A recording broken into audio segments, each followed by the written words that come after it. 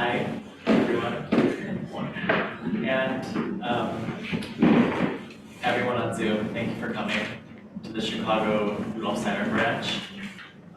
We are so excited to host this amazing workshop and lecture by Lisa Romero and Seamus Maynard. Lisa is an inner development teacher and practitioner and author, workshop leader. Her work is infused by anthroposophy, and she has written a lot of books on riveting topics like technology, sex education, spiritual development, substances, I'm not sure, drugs. Seamus has worked in numerous theaters as an actor. He's done a lot of speech training, and they're going to be offering their gifts to us over this weekend, which already began last night with Seamus' performance of The Passing of Arthur by Alfred Lord Tennyson. So, yes, today we're going to start with a lecture from Lisa, followed by a half-hour break, and then a performance or a workshop by Seamus, followed by another break, and then another workshop by Seamus. And the lecture from Lisa will be about the Parzival Legend as a living imaginative depiction of the great spiritual potential at work within the human being. And they will explore the legend's connection with the ancient mysteries and the Arthurian stream, and this orientation to the future. So, yeah, I would just like to thank Mary Spalding for the spearheading of this whole initiative and work here this weekend, and Mihai Rosu for all the technology support, and Paulette and Andre for the outreach and everything else, and Lisa and Seamus. So thank you.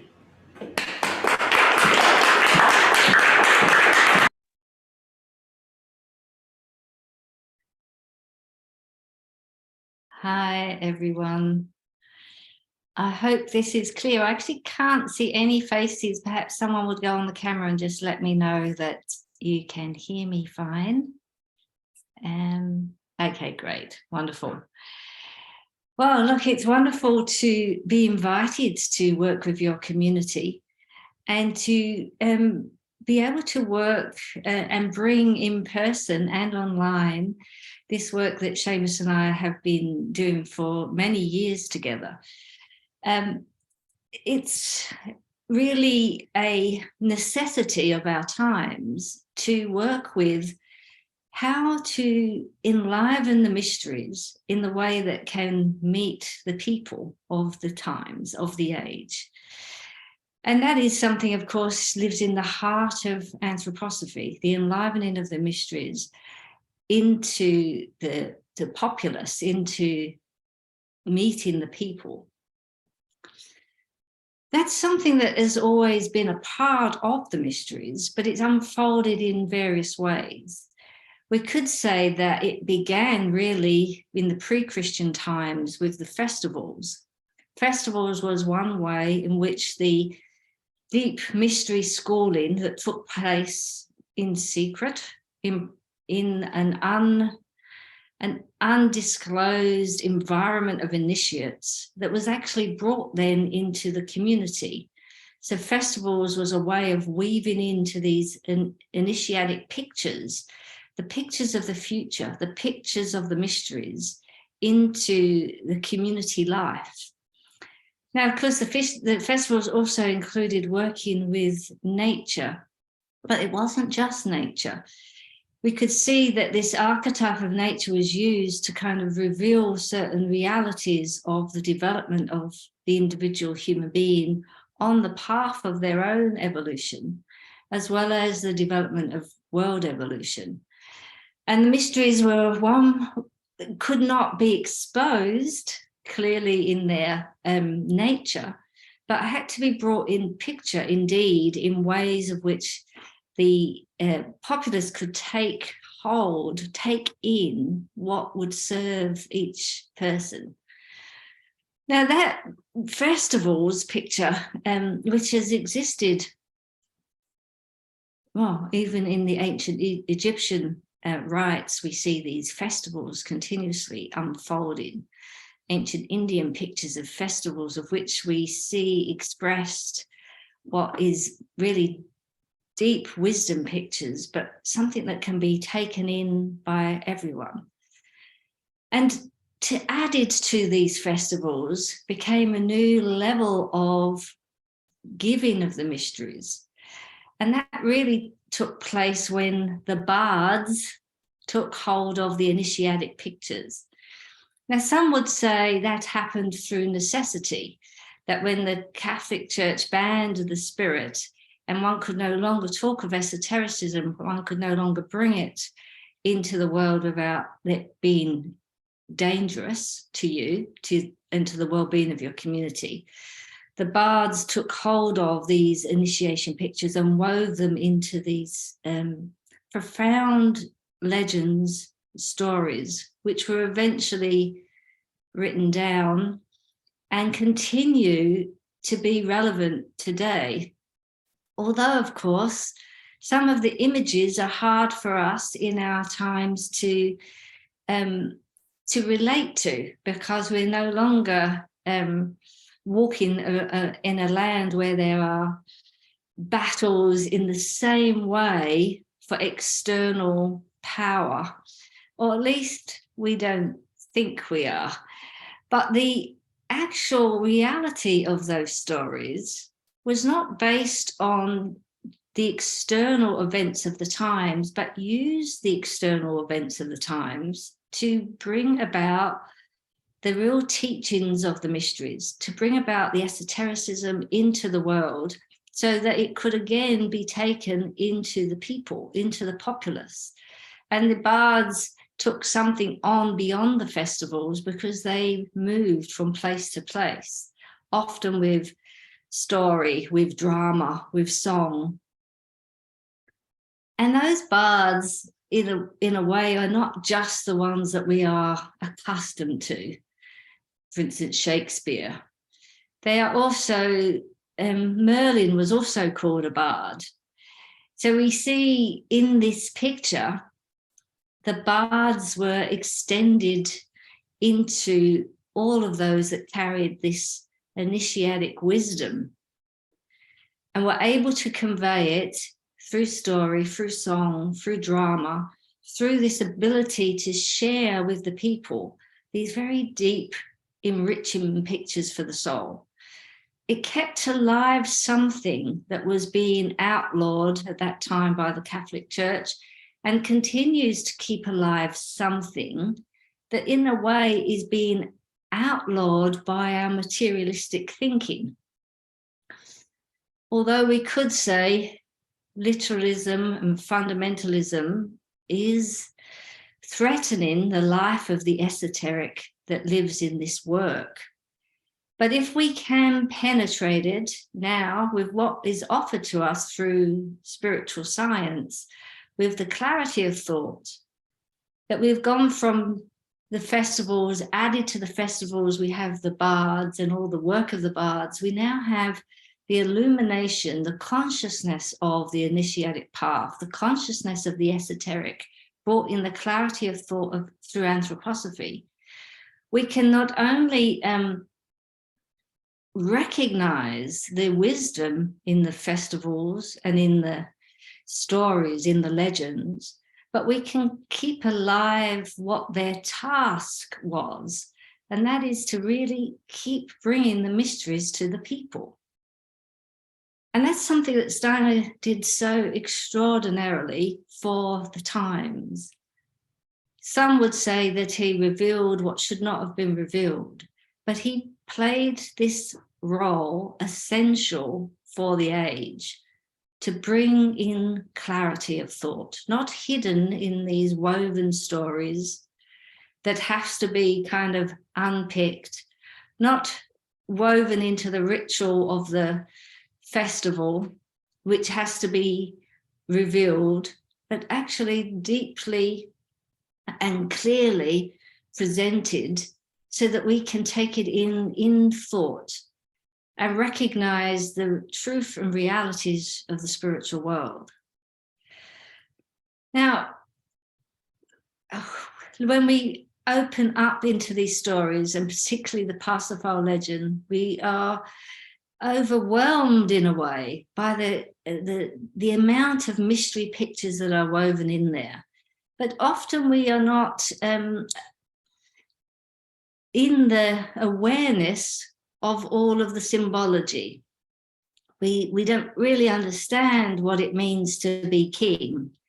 And in our age where even the word king can rouse certain experiences in the soul of power over, we can see that the symbol of the crown in the esoteric image was that I no longer allow myself the limitation of my personal associative thinking, but it is schooled, the thought life is schooled in such a way that it can become a vessel for something that's beyond the personal. And in our thinking, world thoughts may live. And that is a representation of this crown, the crown that Arthur wears, Arthur the king. We met Arthur last night, an extraordinary image of this ability to have such clarity of thought and deed, and how we saw the Arthur part of our own being and the Sir Bedivere part of our own being, that part that seems in a way devoid of the divine and so involved in the personal. And we see these characters play out on the screen and actually find ourselves in them, because we know that when we're connected and aligned, we are sure of what needs to take place. And yet there's that other part of our inner life that wants to will and deal and kind of get away with some other way of being. Now, any true mystery is woven with layers. And Seamus and I have worked for many years together on the festivals, really unpicking the wisdom that lives in them and bringing them alive, so helping people prepare for the depths of the festivals. And myself, having lived for so many years in Australia, where the seasons don't match up, it was kind of insistent on me to find what is the spiritual realities behind these festivals when we can't rely on the seasonal picture. And that deepening of the festivals, we are living with the kind of three great esoteric truths. And those esoteric truths of union or communion, and the esoteric truths of related to this kind of cycling of the reincarnation picture of the human being. Is the cycle of the year, the spiritual year passes by. But what's really at the heart of that is the human evolutionary journey within it. And in that we see this human being that has within it the spark of the divine, this divine spark that we see really connected to the Christmas mystery. And at the same time, we recognize it's not just the divine spark, that part of us that has the ability to walk the royal way, but there is also this other part in the human being that lives in this image of the blood, this very special fluid that also binds us to our passion, our personal, and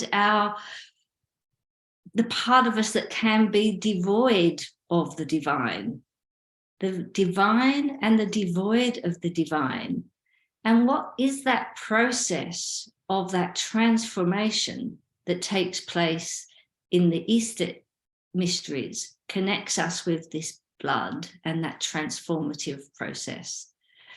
So today we're going to see a picture about the 3 drops of blood, and there is something in these 3 drops of blood.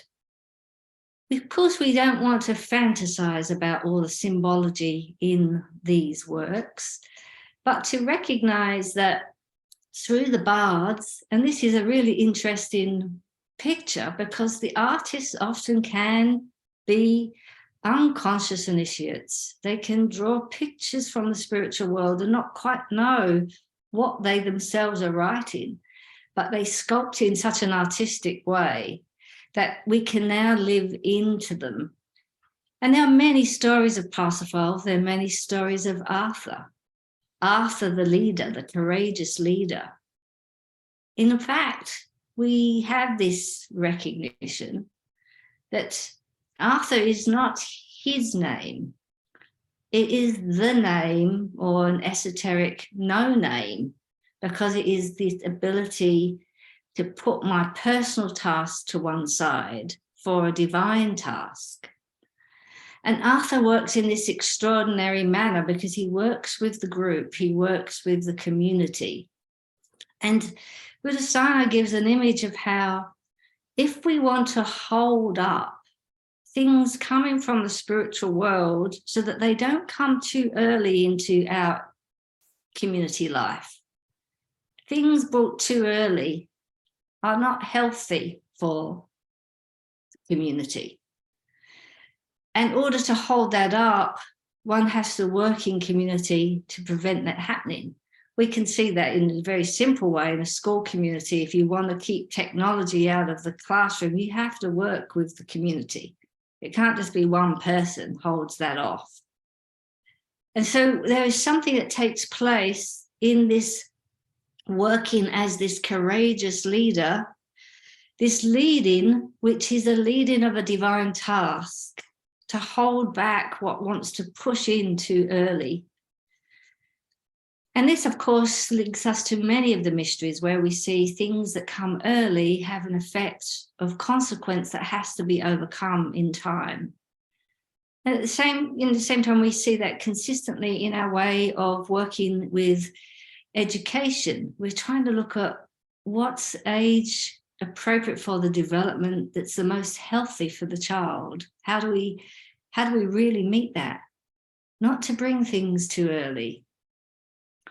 And yet at the same time, in that same community that people are holding up things from coming in too quickly, we also need to have members of the community that are trying to integrate the future, trying to bring the future about in their own being. Those that are the would-be kings that are moving towards this Parcival journey.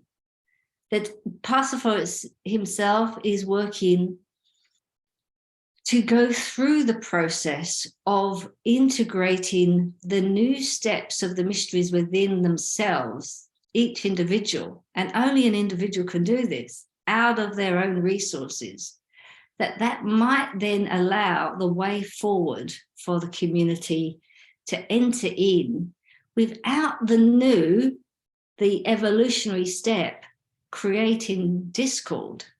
That's an extraordinary thought. But we must have those that are holding up so that the future does not come too quickly, and those that are working deeply to integrate the future, to bring it about so that it can find its right transition within our collective humanity. And within the same community, those people exist. Those that work with Arthur, the Arthurian gesture, those that are working with the Parcival gesture, and each individual may work with both in their own ways. But in this story that we're going to look at today, we're going to see how Gawain is able, because he's able to walk with both Arthur and Parcival, to actually bring Parcival to the camp of Arthur. Without those people that know both paths, that understand both sides of the evolutionary journey, without those green knights, those Gawain characters, the knights of the heart, that actually have gone through their own process towards the Grail. Now, that's quite something when you start to enter into these legends and how all of these different mysteries are unfolding within them.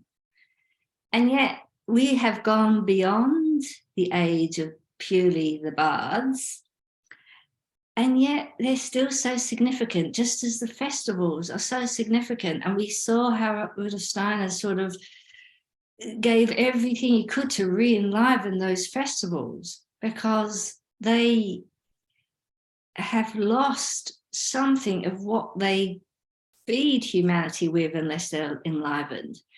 And so working with Seamus and working with artists that are so deeply connected to make sure that the arts don't lose what they feed humanity with is really such a discovery and a necessity for the future. Because the arts are able to bring to the people what lives in the mysteries, and it can bring it to those of different ages. The clarity of esoteric thoughts that come through spiritual science is not the thought life for the small child, nor is it for the adolescent necessarily. But the arts and the festivals, they keep imbuing the soul, the growing human being, with what's possible. And the more the adults in the community can break open the wisdom from the festivals, the wisdom from the bards, and re-enliven them and allow them to find a new way of coming into the souls of others, the more we're setting the ground early for those to be part of the world of spiritual science in their adult years.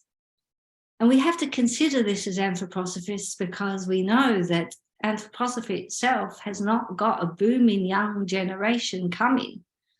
So how do we find our way to them with the wisdom of today? And of course, one of these ways is really allowing these arts to go back out there and travel and enliven and give what they want to feed the soul that is becoming in our age very bereft of spiritual substance. If we think of the teenagers of our times as really the canaries in the coal mine of where we're headed, the struggle that's happening with this incredible increase in the suicide rates in the world, the second reason why a young person loses their life today. And we know that there is something that is needed for them. And so what is it to work as an adult knowing that all of these mysteries live, and yet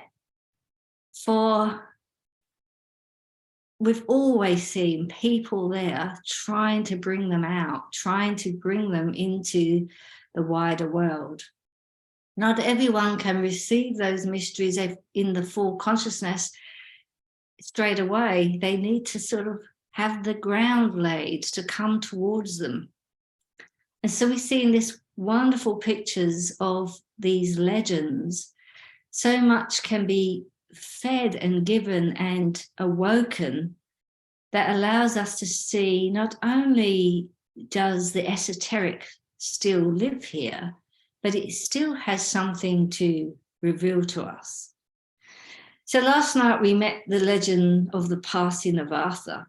That's an extraordinary picture, and I've probably got to see it at least 50 times. And every time I feel like, wow, it meets something. And it is a wonderful reminder, as we are here to remind each other of who we are and why we're here. And this really complex human journey of these different aspects of self. And it can be so very painful to know that you carry that aligned self that knows what's right and true and will carry it through. And at the same time, you have this other self that is ducking and diving and weaving and trying another way of, in a way, pulled into the ideas of the sensory world.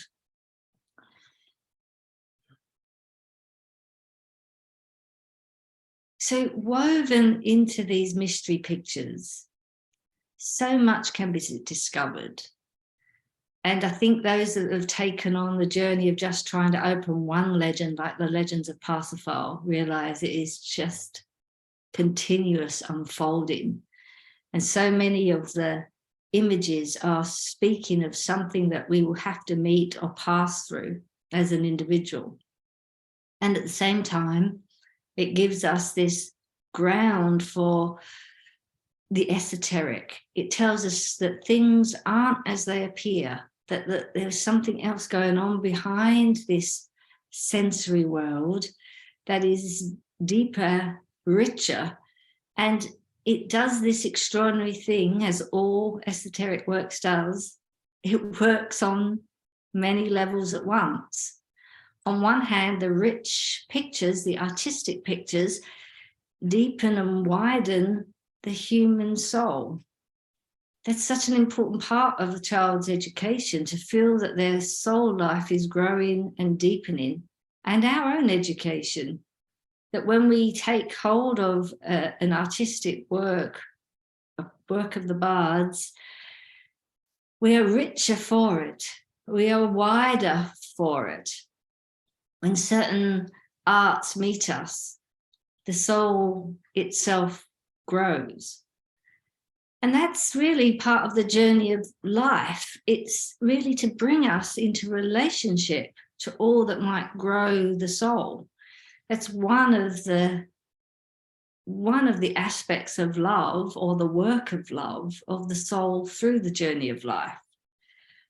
And we know that that's both the greatest joy of life, that our soul must grow, but it also can be the greatest difficulty of life, because not only does our soul grow because of love, because we have extended ourselves in the love towards others, but it also grows in the inverse, in the way that it deepens inwardly so deeply in the experience of grief and loss.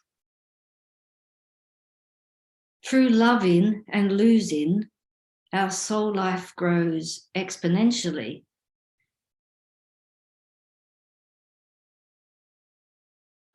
When we fall in love with someone, we find ourselves in this realm which is beyond what that person is right now. We love the potential of who they can be. We see their potential. We see the great soul that is going to unfold, or could unfold, in this world. And that brings this deep love, whether it be the love of a mother for a small child or the love of your beloved. There's something that goes beyond this realm into the future through loving the other. And at the same time, the extraordinary thing is, when you lose that love, when you lose the one you love, the grief does something, because it calls upon your own potential to love, to go beyond just this sense world to other realms. When someone passes the threshold, how do I keep loving, or even love more, grow my love in that experience? So this life journey will always bring us these opportunities for love and loss. And so in these stories, we often hear of love and loss and longing, because it's a picture of this evolution of the soul to develop and grow capacities, to deepen life inwardly. And wouldn't we want to prepare that ground for our young people, to deepen life inwardly, that this is actually what life is, not the shallow superficiality of our Facebook existence. And so the arts are constantly calling that up. Go deeper, feel more, carry more, hold more, become a vessel for more in your own soul.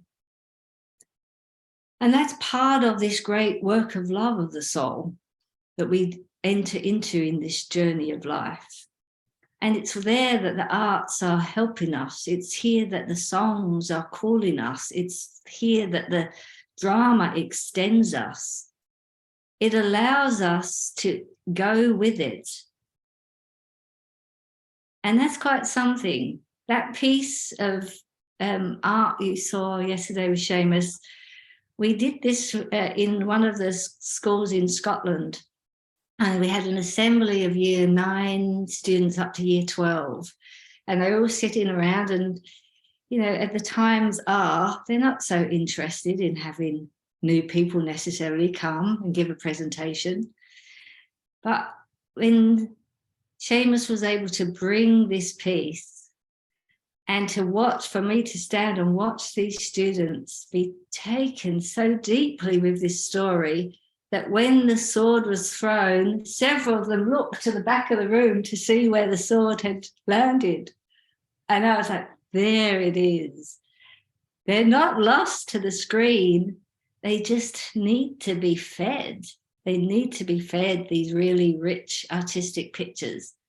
And the teachers themselves were overwhelmed by the experience of how he was able to grasp this work with these many, I don't know, maybe 100 students, and to move that space. And that is the power of the artist that has taken up their own instrument and actually given it over to the arts that the bards have brought in. These sometimes unconscious initiates and sometimes conscious initiates. We have Walt Whitman, you know, certainly working out of initiation, of course, Shakespeare, and all these many different stories. But sometimes there comes a times where you see a story that keeps repeating itself, and it's not the storyteller that's so important as the story itself. It's not that it's come through Shakespeare, it's that it keeps coming. And we see that with Arthur. We see that with Parcival. What is it that these stories keep showing themselves in all the different ways? And so varied are the ways. When Gawain goes on his journey to the Grail, he asks a totally different question. Why does the spear bleed? He focuses on the drops of blood. It's a different question for Gawain.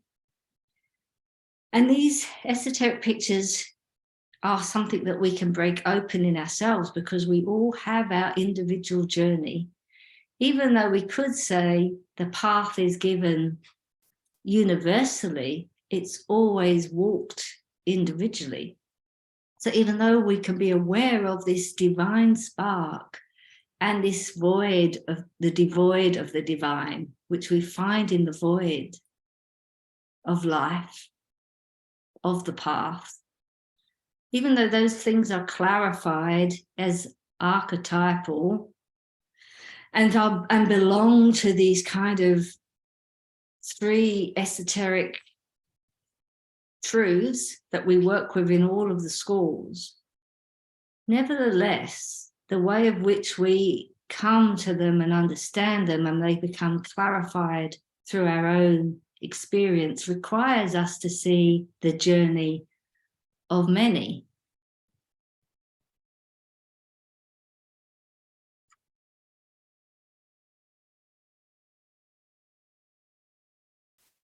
So we're going to have a little look at this part where Gawain is able to bring Parcival to Arthur. And in this, so it would be useful to look out for certain qualities, because in the traditions of esoteric development, it's actually quite essential that the human soul develops certain capacities. If those capacities aren't developed or they're not in place, the next step or the next stage of the awakening is not on solid ground. So one of those first development stages, which is a word we don't use so much today, but comes certainly out of this tradition of the chivalry of the knighthood, is honor. Now, honor in today's terms might be called responsibility.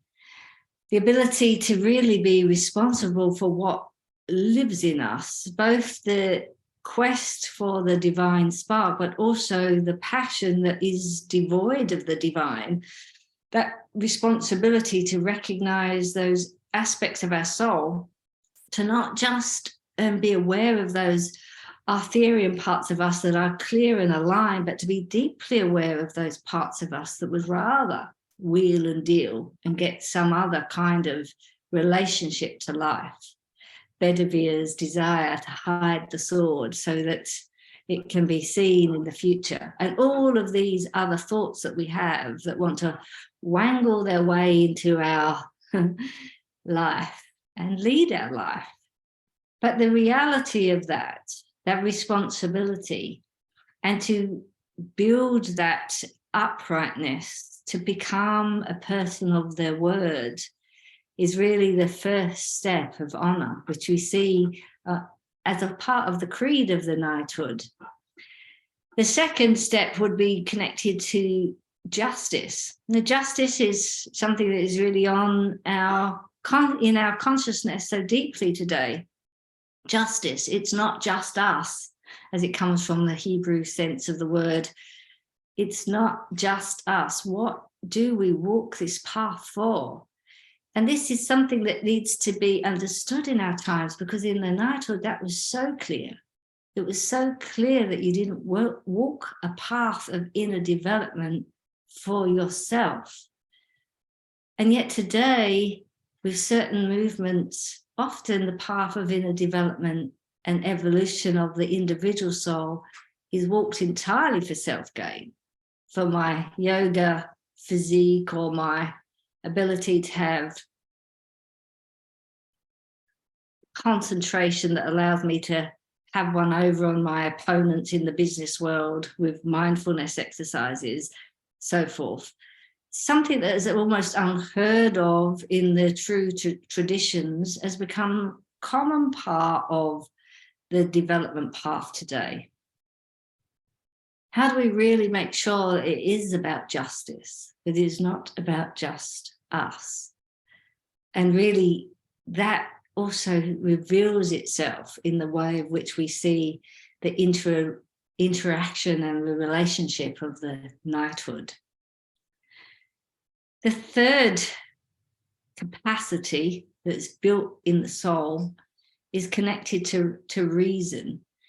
Now, reason, of course, is, the motive behind why we do things. And that sounds very easy to say, what are my motives are good and clear and true.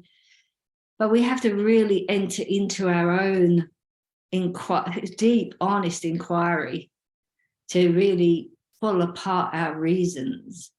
Stanley gave that example about how someone is going to listen to an esoteric lecture with the idea of, I want to learn spiritual science, but all the time they actually want to meet someone there. But they don't necessarily have that in the foreground of their minds. Their reason for attending the lecture was actually to meet somebody rather than truly. Now, it's not a judgment statement, it's more a capacity to know your reasons, to know the reasons why you do what you do, to know what's leading your life. Is it desire? Is it the impulse for the other? Where does the reason arise from in one's soul? And until we have that capacity to truly know the reasons why we do something, we can't get the next step, which is discernment. And the discernment is knowing what are the forces behind what we see and perceive. Now, when you're clear on your own reasoning for things, you're also aware, you're very aware of these characters in you, the characters of all these different reasons for doing things.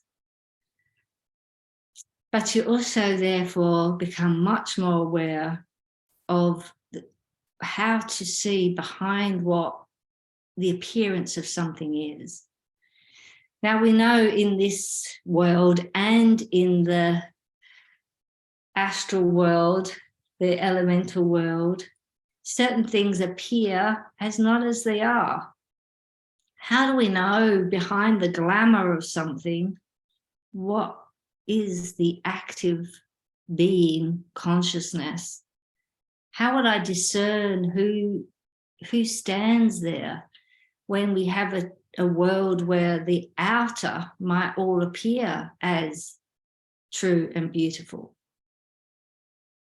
Can we detect what is truly true, what is truly beautiful, what is truly good, unless we have developed discernment and we're not being faked by this facade that's so clearly today wanting to build a kind of sensuous dream that lulls us into sleep. And so discernment requires a certain wakefulness that actually is sometimes hard to bear, because then we realize that actually truth and beauty and goodness is not necessarily behind those that say, I act for truth, I act for goodness. And we can certainly see that in the world of the facades of corporation and business and how that is trying to glamorize power over other people or glamorize selfishness.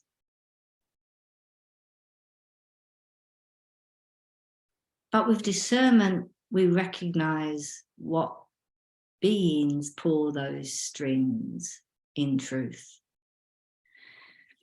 And so Gawain, who has gone through his own Parcival journey, has that capacity. He has that capacity to see where the other is on their journey. He has that capacity to understand this mystery of blood, the mystery of love, the mystery of what Parcival's in. And because he can go between the two camps, Arthur and the individual, the community and the individual, he can move between them. He's able to bring this connection. And Gawain is a very interesting character in the Parzival Legends. He overcomes the dark magician, something that actually the heart is required in order to pass through. And in that, he frees also Arthur's mother. We see Gawain consistently involved in the sovereignty and liberation of the divine feminine.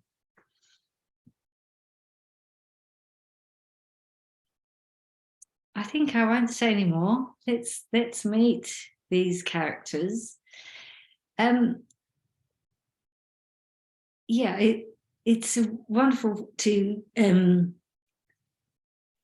recognize not only the artistry in the bard, but also the artistry of the one that brings it through, and allow ourselves to, in a certain way, because the arts allow us to do this, to be far more open to them than we are to the spoken word. It's very easy to judge and to assess a speaker in a totally different way than we do the arts. And that's, in a way, their secret. They can actually enter into the soul life and nourish us, because the gatekeeper of the intellect can't really do its thing. And so we really allow ourselves to have this nourishment of this presentation by Seamus and his accounting of the 3 drops of blood. Now we have 1 minute to pass this over, I think, so just stay with us.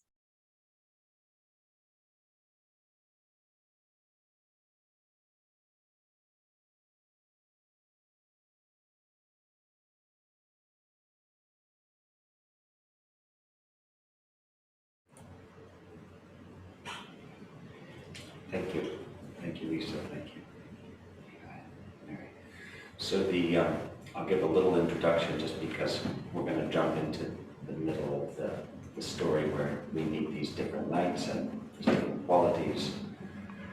So Parcival is on a very lonely quest. It's part of one of the quintessential kind of archetype of things about Parcival, as many of you may know. He's just often on his own and experiencing that isolation, that loneliness. And he has met his beloved, and he's had to leave his beloved because he's called not to stay in the comfort of his sort of, he sort of has this life, but he has to go out to follow the quest. And so he's quite alone in that, and he happens on these 3 drops of blood through a series of circumstances that have landed on the snow, the white snow. So there's this contrast of the drops of blood and the white snow, and that striking relationship of the drops and the snow brings about this experience of his beloved as he's there, and he's totally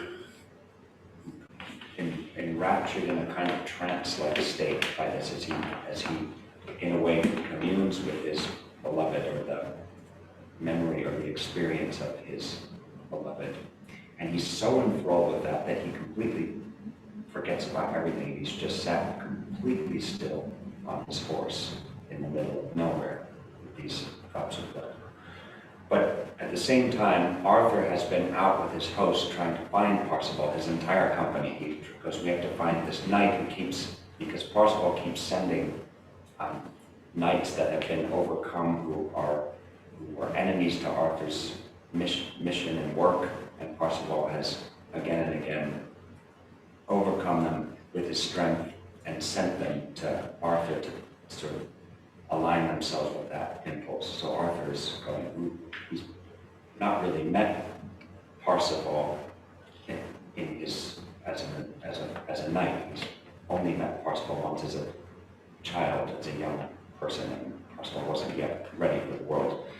So Arthur is wanting to meet this individual who's been doing all this good work on behalf of the goodness of the world. So he's ridden out, and they've set up camp, and they happen to be near Parcival, and they don't know that.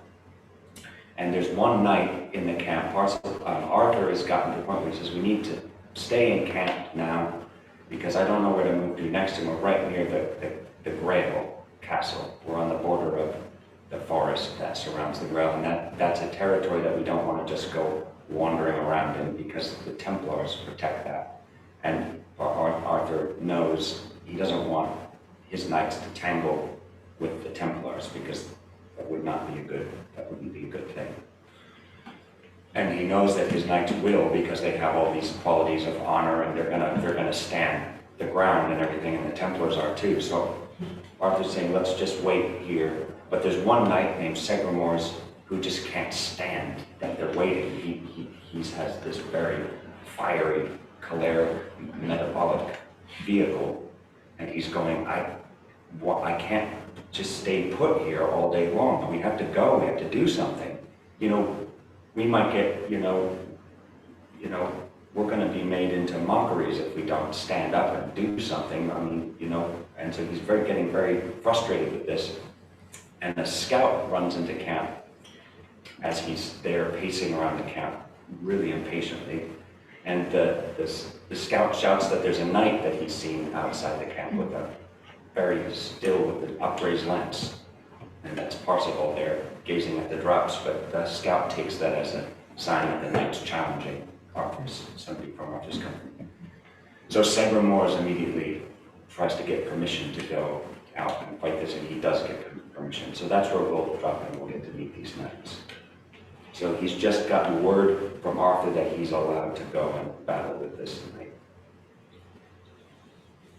So Segramors then quickly armed himself, and fighting with the buckles as he moved in reckless motion towards his horse, he, shouting at his squire, who stumbling brought his helmet, shield, and lance, then leapt into his saddle, and grasping from the squire these few remaining items, he then plunged his heels into his charger's flanks and tore into a gallop eager to be the first to test his mettle against the mysterious opponent awaiting at the border of the camp. He found young Parcival there where he sat, gazing at the drops and thinking of his dear Conduiraneers. Sir Segramors challenged him before he dealt his blow. "Sir Knight," he said, "you've chosen a place to set your challenge up that you will now regret. But here, you must contend with me. Unless you give yourself to me in peace, I'll be constrained to settle this by force, which probably will not end well for you. Now, will you give yourself to me in peace or no? Consider yourself warned, for if you say no word, your silence will suffice enough as answer to my challenge, and I'll not hold back." But Parcival remained stock still, thanks to those drops of blood and imperious love. Finding no answer there from Parcival, Sir Segramors then wheeled his charger round, intent to deal a joust his foe would not forget. With this, the beast on which young Parcival was sat, urged on by sentient instinct, also turned around, responding to the suddenness of the move. And with that turn, the young knight lost from view those scarlet drops. At this, clear reason gave him back his waking sense, and none too soon, for Segramors was putting his horse to a gallop. So Parcival then spurred his charger on, taking aim with his stout lance.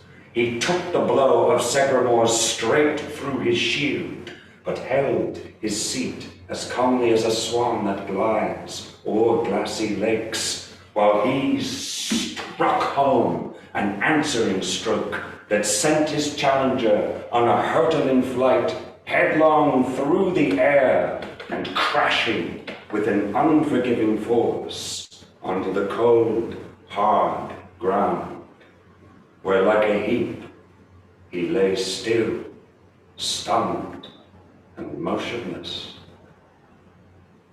This done, young Parcival then turned his horse around, without inquiring as to what the name of his opponent was or who he served, and rode back to where the drops of blood were laid upon the snow. No sooner did his eyes come back to rest on them, than love again did wind him in its toils. Not one word he uttered, since he was at once bereft of common sense. At length, Sir Segramors came to, and roused himself, thence did return to his companions. And the prompt Sir Kay straight brought the king the news that Segramors had been unhorsed, and that a tough knight stood by, eagerly awaiting them to joust with him. The king then gave Sir Kay his leave to go avenge the honor lost by Segramors. So valorous Sir Kay then sallied forth, decked fully in his knightly panoply.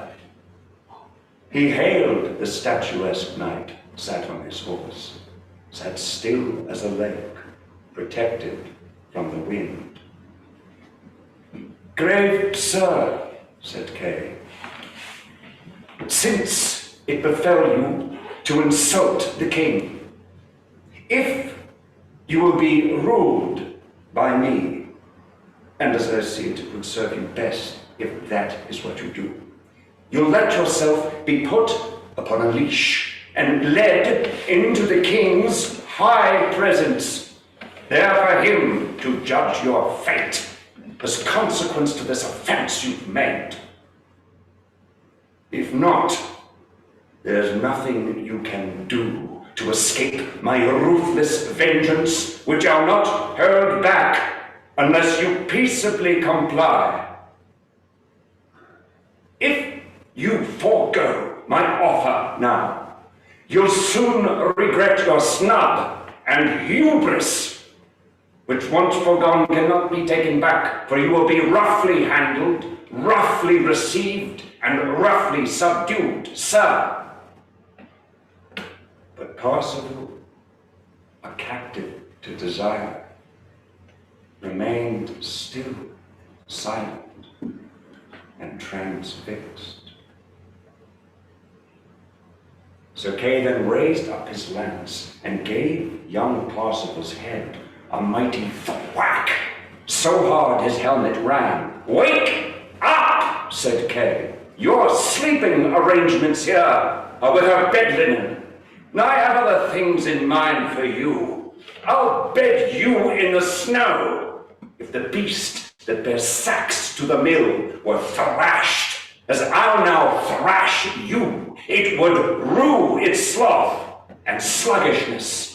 Then Kay lunged at him hard, and Parcival's horse was forced to turn around, resulting in the fate that he again lost sight of his sweet heartache, long enough for reason to return a second time, and none too soon, for Kay was putting his horse to a gallop.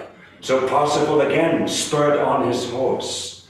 They leveled their lances as they reached full tilt, exactly where he'd measured it with his eye. Sir Kay delivered his mighty joust clean through young Parcival's shield, punching a hole in it, a veritable window. But before his pride could slake its thirst with vindication, the blow from Parcival struck like a storm and thundered home, as Kay, the seneschal of mighty Arthur's court, was flung headlong and hurtled through the air, down on a branch spread from the fallen tree, beneath whose limbs the injured goose had from the falcon fled. The wounded knight lay stunned and motionless, pinned by his horse, which was killed by the impact of the charge. Now, wedged between his saddle and a boulder, Kay's right arm and left leg both were broken. His girth, bell harness, and his saddle all snapped under the impact of the charge. A word about Sir Kay before proceeding. Of all the knights in Arthur's company, Sir Kay has always been the one to get the most unflattering legacy proclaimed. His name in all the tales told of the knights have oft been sung in wavering tones that scarce e'er reach the pitch yearned for by hopeful ears. But nonetheless, we must recall to mind Kay's loyalty, forever laid before his royal leader's feet, which never budged. He was the king's stepbrother, and had fought beside him from the first all the wars. Great battles had Kay for the king withstood, and as the royal leader's seneschal, it was his task to keep out treachery and crooked aims from entering their ranks, which oft found homes in wayward hearts who strove persistently to find a means to poison or pull apart the powerful Round Table. For in those days, as in our day, not all committed themselves unto the path of good, and many such sought out false ways to breach the strong walls of that goodly company, intent to harm by goals of hatred spurred, and often were they guised in seemly dress, like venomous snakes laid in a flower bed. For these good reasons, Kay was said to have a sharper tongue by many than many others of that host. His prowess with the sword and shield was less than other knights such as Gawain or Lancelot, the bold Sir Bedivere and Helena, their prowess seemed to grow unendingly in strength and mastery upon the field. They were the first to ride into the fray, and godlike might stood at their backs in war. They struck like thunder with angelic force, and Kay could not contend with them in valor, for he, though trained for war, had other work. He rode throughout the ranks amid the clash, maintaining order, passing Arthur's word throughout the company. He organized supplies, provisions, arms and weaponry, and strategized logistics with the king. His work as seneschal kept him afoot, and always edgily alert to miss no trick. Now taking orders, giving audience, condemning falseness, offering counsel. He organized and buffered that whole host, alleviating practical detail. Though some might call it thankless, it was a task that earned its weight in gold, to say the least. Without Kay, order would have all been lost. The company would have been spread too thin with running here and there confusedly, and all their power would have been dispersed. Instead, their strong hearts were all strung together, held within a sun-like force, and that they wheeled into the world for good. It was Kay, the spark, who wove the flame between, and when he spied a viper in the grass, woe to that serpent, for the wrath of Kay I'd not wish on a friend or enemy. His rage was fierce as lacerations slung from bullwhips, leaving welts upon the soul, reminders to those who might use deceit as means to gain access unto the king. And thus was Kay a gift to all the company, protector to the king and all the knights. 'Tis true sometimes his wrath fell on the innocent, misplaced, for humanly, too eagerly sometimes he undiscerningly doled out his dish. But at his core, though sharp-tongued, he was good. His temper had not helped him in this case, however, as he lay thus stunned and tangled with broken limbs, snapped gear, and a dead horse. But now, young Parcival was prompted by his loyal love to forego pleasantries or claiming of his foes' allegiance there, or staking Kay's surrender for the sake of raising his renown, and turned again to find those drops of blood laid with his love upon the patient snow. Not one word he uttered, since he was at once bereft of common sense. The wounded Kay was fetched at once and brought to Arthur's tent, where noble Sir Gawain, who, known to be the gentlest of knights, though masterful in battle, both a terror to foes, and yet the most gracious of lords, at seeing his fellow Kay in such a plight, was pained at heart. And though his rank surpassed the level at which there was any need to tangle in such matters trite as these, he called for his horse, and without spurs or sword, rode out to meet the knight whose heart was still a captive to almighty love. And so Sir Kay did smoothly canter towards the knight, not charging at him, for he wished to find out amicably who it was had o'erthrown two of his company. He spoke kind words in greeting Parcival, but they passed by the spellbound warrior as had the others previously done. "My lord," said Gawain after a space, "since you refuse me greeting, it would seem you mean for this exchange to come to blows." But I am not so faint of heart, and once I've armed myself and turned toward the fight, I'll not then stop to question otherwise. We will be forced to reckon with each other amid the pitch of battle. You have now put the vassal to the king and kinsman here to shame, as well as his own person too, and brought disgrace upon us all. But if you'll follow my advice, accompany me into his presence, I will win good favor from him on your behalf to overlook these insults to his name. But no amount of reasoning or threats could coax young Parcival out from his trance of spellbound reverie.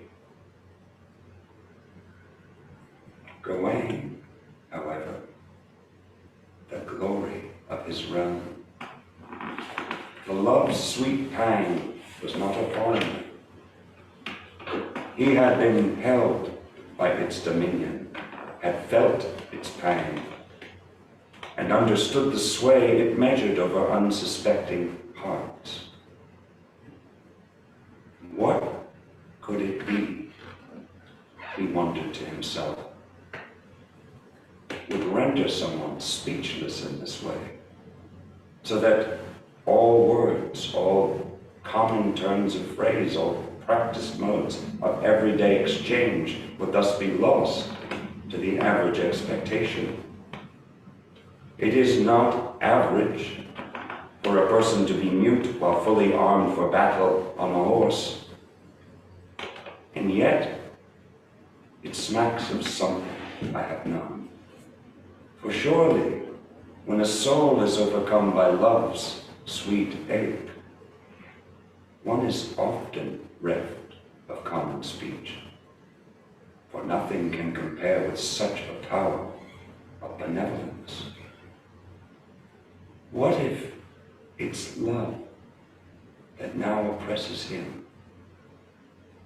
For what beside love could cause such effect? He took note of where young Parcival was looking, and observed the knight did not gaze back at him, but held his gaze cast downward at a slant toward the ground, and thus, by following the direction of young Parcival's rapt gaze, he saw the drops of blood upon the snow. Ah, he thought, 3 scarlet drops upon the pure white snow. This is indeed a striking sight, and were a heart beset by love's enchantment, this could surely hold a soul so raptured and bewitched that words might render themselves deaf to common speech and customary terms in just this way. He then flung his cloak of Syrian silk in line with golden fabric o'er the crimson tears. And when those drops were covered, and Parcival could see them there no more, his senses were restored to him again, though love for his dear queen remained within his heart. Alas, he said, my love, where have you gone? Who's robbed me of your presence? A mist has stolen you away from me in broad daylight, though how I do not know. Oh, where is the lance I brought with me today? To him the gentle Lord Gawain replied, it shattered in 2 mighty jousts. On whom, said Parcival? You have no shield or sword here drawn, how could I battle you? Although it seems I must endure your mockery. You may perhaps show more respect hereafter. I have been known to keep my seat while jousting more than once, you know. The words I said, replied Gawain, were friendly and transparent. not double-tongued and murky. A king with all his host is camped nearby. If you will accompany me into his presence, I'll see you're not attacked along the way. My thanks to you, kind sir, said Parcival. You speak fair, and I shall try to deserve it.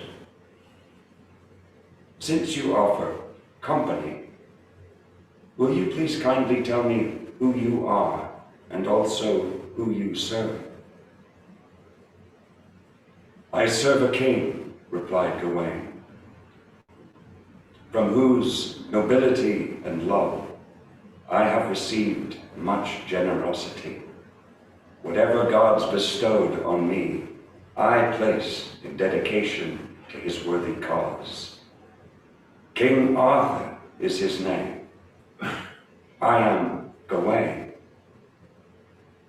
You are Gawain, said Parcival, unable to contain astonishment at being face to face with so renowned a knight, a warrior who demonstrated mastery in every aspect of the knightly code.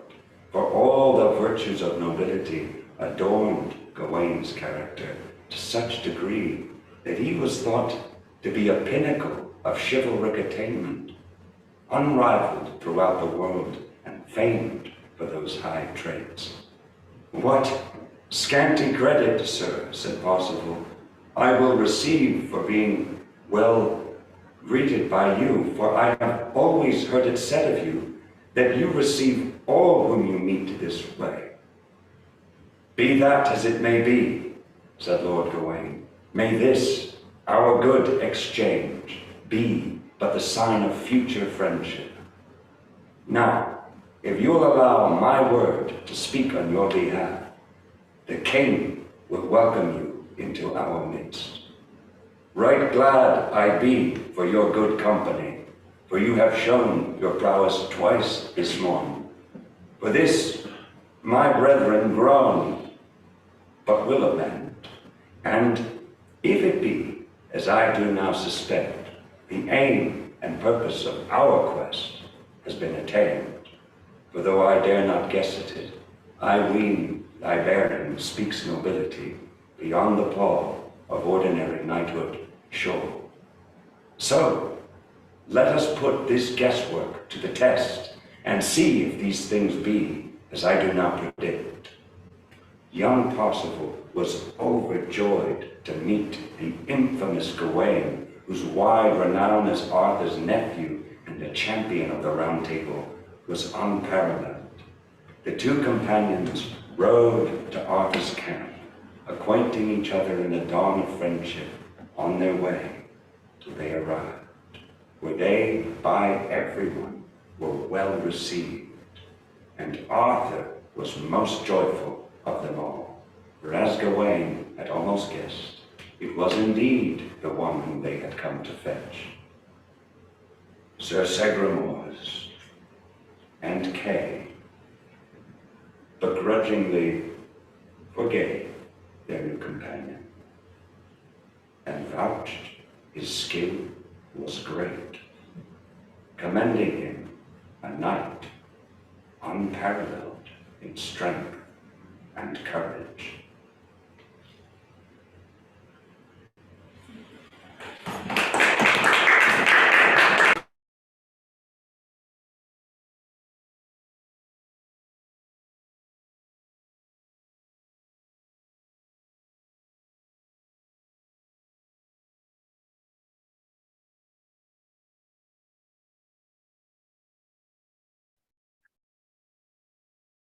Great.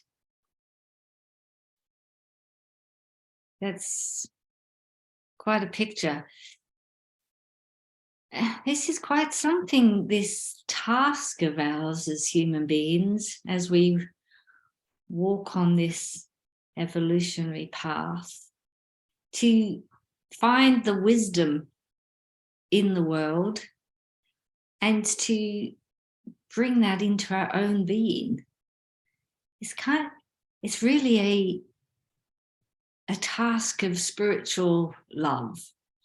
Love of the soul to grow our own capacities is one kind of love, but love of the spirit to take the wisdom and bring it into our own being in such a way that it relives in us, that comes alive in us. And of course, we see this wisdom, as Steiner gives this image, is surrounding us. Everything in nature that we see is wisdom surrounding us. And we can penetrate this nature, not in the way of the modern science, which wants to have this seduction of reduction, where it looks through the lens of just today, but the real wisdom that is living in the esoteric, that's living in the mysteries behind what presents itself. There's also this wonderful wisdom in spiritual science, all of the words that Rudolf Steiner has brought, all of this great knowledge of the spirit, so filled with wisdom, but only really comes alive in us through our own making it our own, for our own bringing it into being within ourselves. And these wisdom pictures of the bards, these stories, this will be our journey for the rest of the day with Seamus, is to enter into these wisdom-filled pictures and see if we can bring them alive in our own soul so that they may become something more. And in that they become something more in us, we begin to participate in this great work of spiritual love, to re-enliven the wisdom in and through the individual human soul. What a task that's given to us, this great task of transformation of wisdom to love.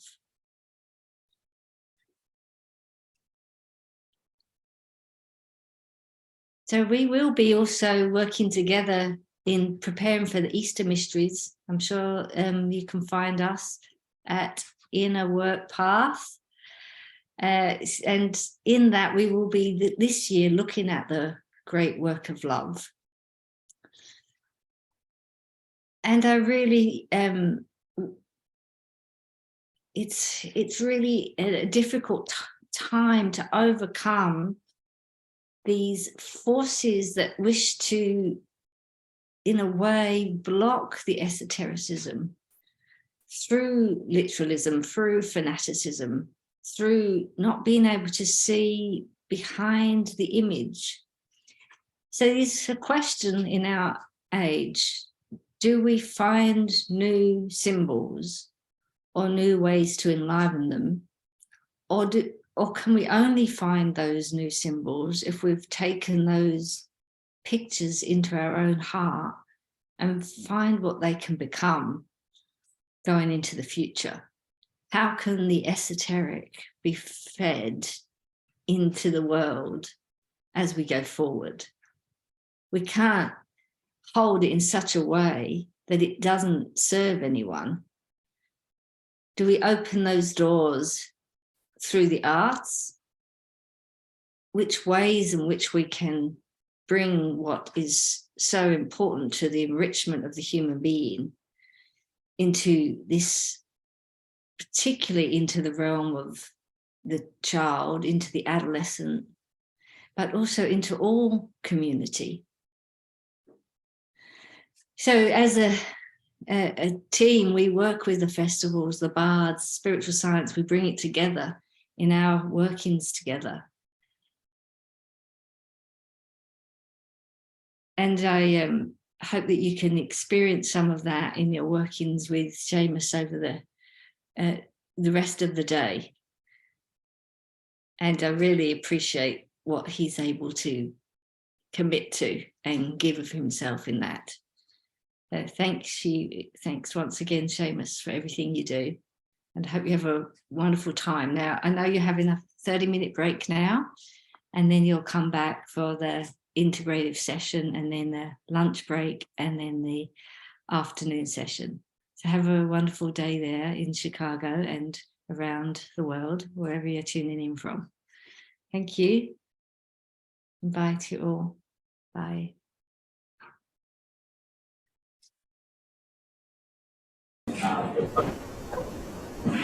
Technical kinks and things, and that's fine. We'll just go as we go. So, in this session, we'll be working a lot on our feet and really trying to get into this ensoulment practice and come on in. And for those of you online, if there are people online, you're invited to work on your feet as well in whatever space you're in. So most of what we will do will be, not requiring a big space to work in. But it's nice for us here because there's a few of us in the room. But just for those of you who are online, you can just modify, if anything requires more space, you can just modify whatever it is to fit into the space that you're in. But I always invite people, even online, to get up on their feet and try to work with embodying these things, because it really makes a difference when you use the body, because you're engaging the will on a different level, and not just working with this sort of information of it. So that's, I think, the other thing I wanted to say is, if you do have questions on zooming in, you can, from time to time, I'll just check in and we can maybe hear some of your questions. So we'll do a bit of work, and then maybe we'll have little moments where we can have a bit of interaction together, and I'll just check in with Jen, who's working the online side, and maybe she could, just read some of any questions that have come up from the participants on that. Awesome. All right. So I think that's all the housekeeping we need before we get started.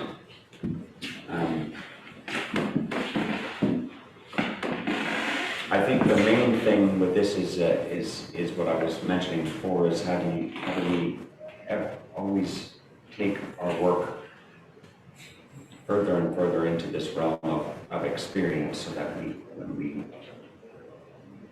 we can enter into these stories on deeper and deeper levels, and shift out of the information and all the sort of literalism and even the kind of historical things about it, and enter into the soul substance of them. So to start with, we can start on our feet. Up to that. And you'll need, for this first exercise, we'll just need a little space behind you. So enough for one step back. You can just stand in different places in the room. And this is I call this exercise an aligning exercise. So as Lisa was saying, when we work with the arts, the interesting thing is that because of the time of freedom that we live in, where the work is about freedom, we're not inherent. We can be bedivere, but we can also practice being in the artful position by setting that intention. And so we can work with an image to do that. So we just stand for a moment. You just kind of try to still the waters inwardly, just letting everything settle. The activity of the thoughts and feelings, impulses, you just see if you can just still those waters within you. And as that begins to take place, you can just place your attention on an image, the image of a beam or ray of light behind you, vertically coming down out of the eternal heights, like a ray of the sun.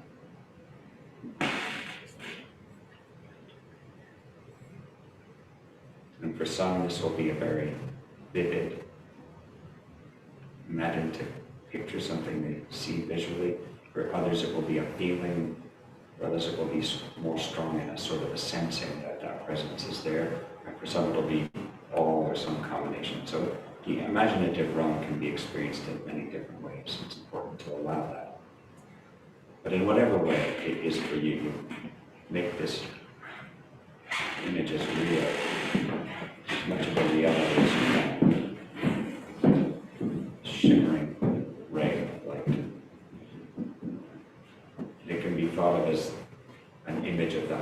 ideal that you carry from your greatest potential. And when you're ready, you can just take one step back into that ray, and you just let that light flood down from the top of your physical form, the head, down through the whole physical form, through the neck, the shoulders, the torso, the arms, down to the legs, and down, actually penetrating into the earth, into this radiant beam of light.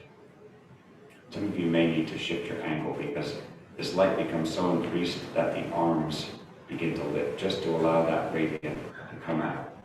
You can just navigate your people around you. And you just letting that radiant light ray out on either side of you as the arms raise up until they are over your head. And even here we stay active in that image, that radiating. Then as the arms begin to go back down, the same way they come up, to see if we can keep it just as active. That streaming out.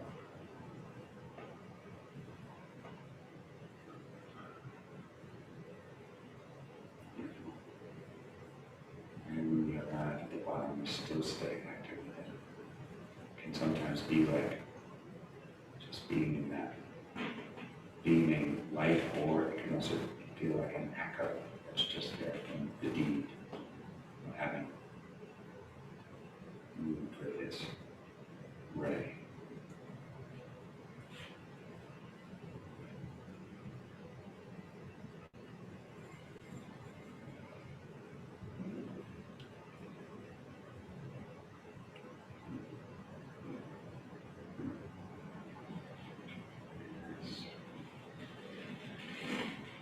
So then you can just kind of allow that to be there. It's a kind of, you make this, you do this deed, you set this intention with your whole being, including your physical form. And as I was mentioning, because the physical is linked to the activation of the will, which is often spoken of as the least conscious part of our soul capacities, the infinite will, and the willing is the most asleep in mind.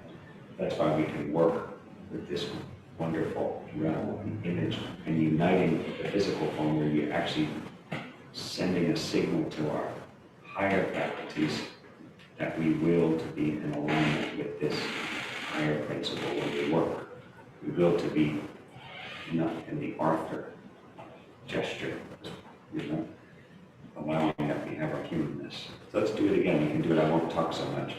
And I always say to people, sometimes, people like to, it can be helpful for people, they close their eyes because you can, by shutting out some aspect of the sensory world, we sometimes can connect more to the inner, which is a really useful thing. But it's really wonderful, as some of you are to practice keeping the eyes open as well, that you have that feeling of the connection, the inner connection, because that's how we actually strengthen this capacity to be in both experiences. They're not really separate, but we then bring the imaginative realm into the room, because we say there's an image, and we're connected to that, and we're also in this room at the same time. And that really can bring the nourishment for the other, whoever it is. All right, so we can try again. Give yourself, nice work. Give yourself a space for your arms to go on either side, and a space to step back. Yeah. We can go through the whole process again. Still that inner life still works.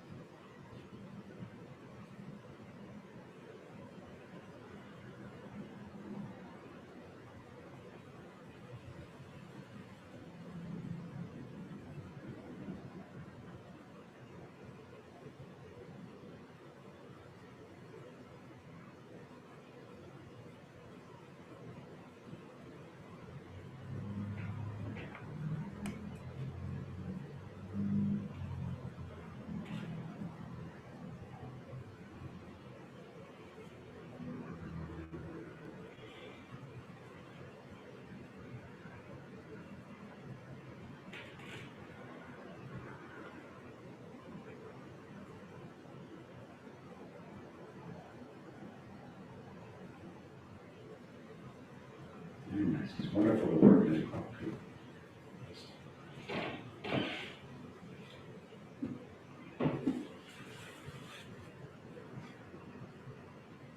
So passionate for just with that radiating.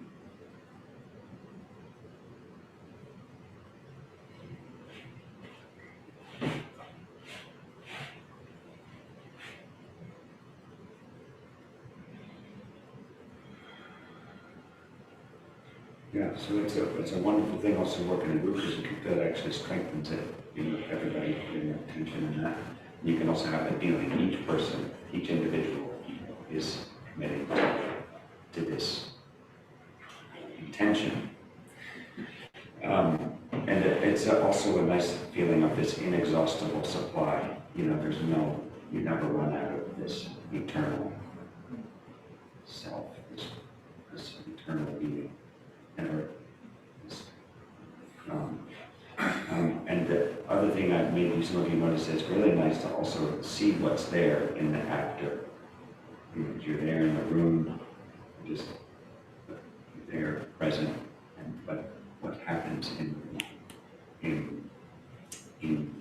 the sort of, sometimes there might be a kind of something settles, or there's some kind of an imaginative picture might live gently, really nice to work with that.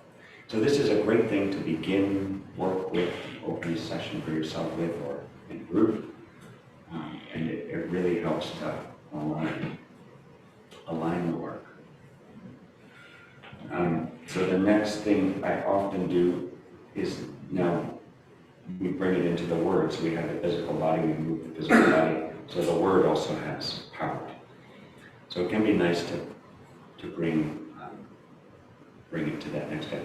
Did anybody notice? Let's try it actually one more time. And see, there's this ray, there's this eternal ray that's there that we can align with. And there's in the center, maybe you even feel it now, there can be the center, this sort of ideal human center, the esoteric heart. There can be it's as though there's a spark or a flame or a sun there. That's like an image. So it's like a reflected image of the spiritual human thing that lives in our cells here. So that can be thought of as a little, like a center in the chest, a golden, it might be like a flaming, radiant sun, or it might be a spark, or it might be a flame. And you can almost really sense it there. And so it's almost like we're remembering that by lining up the source, we light that source, this radiance in the heart. So, as we do it this time, sometimes that after thing, you feel that that's kind of lit or awoken or present. Maybe we can listen to that.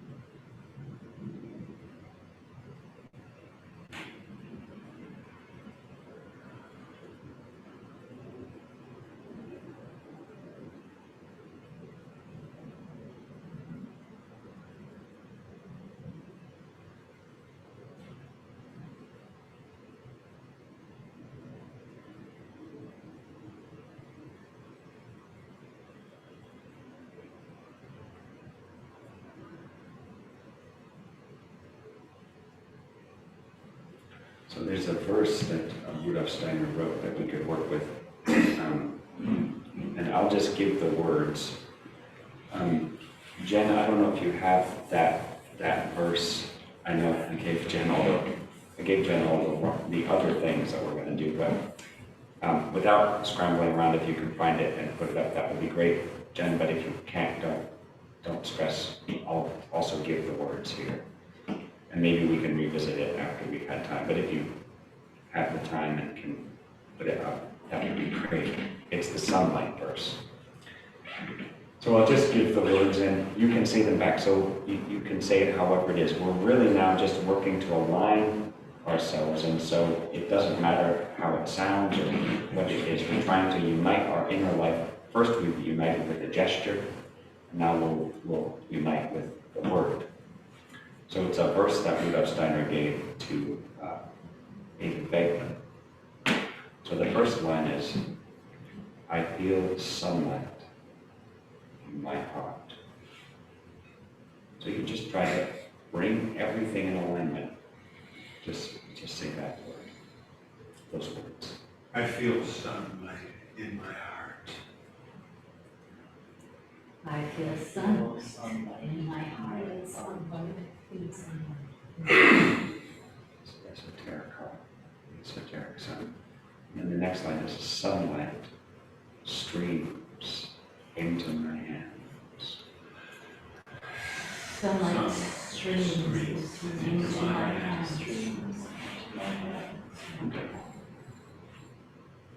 Go back to that was wonderful. I forgot a line, but that was it. So it doesn't matter.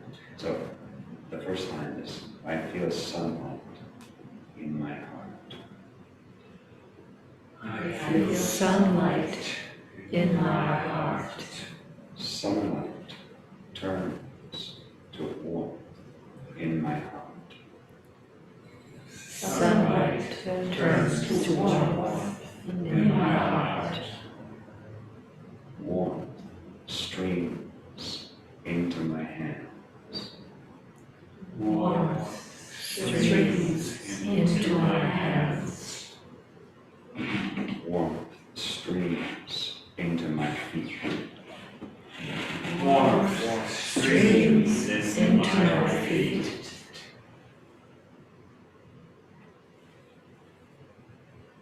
This warmth is a gift from the divine. This warmth is a gift from the divine. I will work with this divine gift. I will work with this divine gift. Thus, may I hope to become strong. Thus, may I hope to become strong.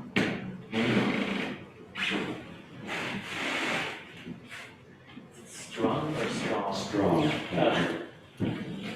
I was thinking like to become a harp instrument. Oh, that's also, yeah. Also, it's so interesting. I didn't know we were going to go in this direction until we started working. So now we go in this direction. So the words will shift a little bit because I knew I was missing something, but I just wanted to connect to that. So let's do it one more time. Let's do the whole thing. We'll do the beam of light, and then you can really feel this practice of alignment from the movement into the word. And it's up there too. Thank you, Jen. Wow, amazing. She's good. All right. So we'll start. There.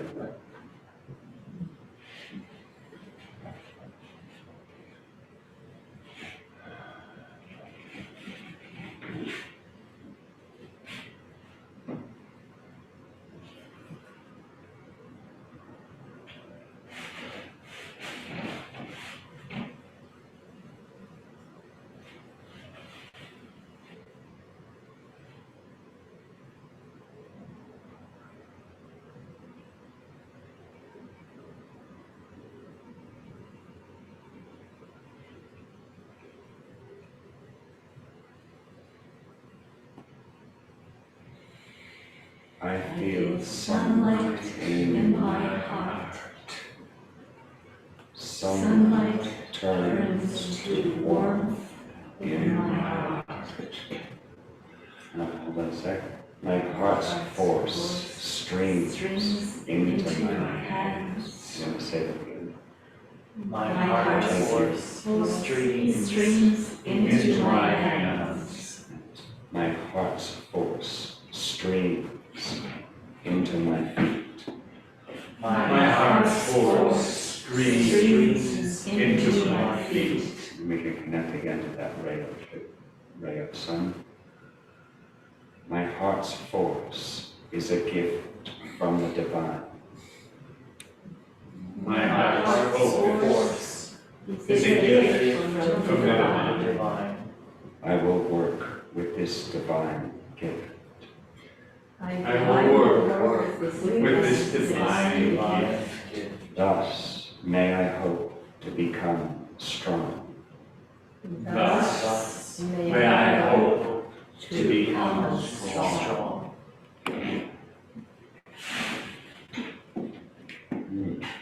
Good. This is good. We'll keep going with it.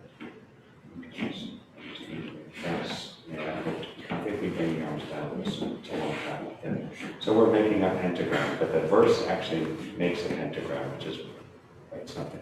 So let's do the whole sequence again. We'll step back into the light. I think people are learning. Okay, so we've got, and me too, you've got sunlight, the sunlight turns to warmth, which is the heart's force. The heart's force streams into the hands, into the feet.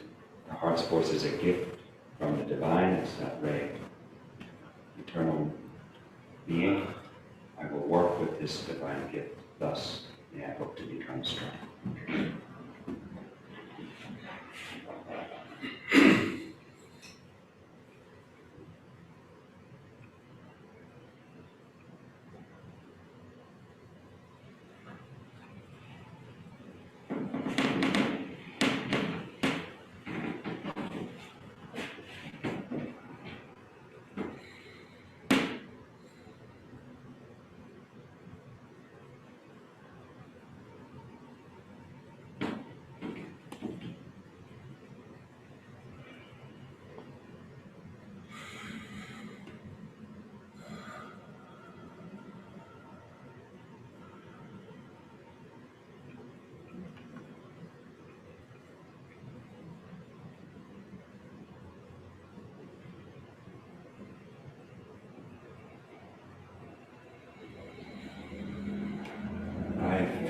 Sunlight in my heart.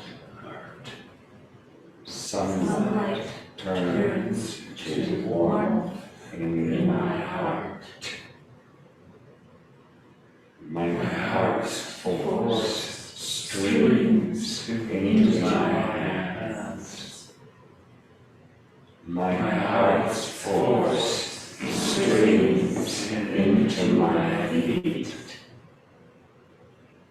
My heart's force is a gift from the divine. I will work with this divine gift. Thus, may I hope to become strong.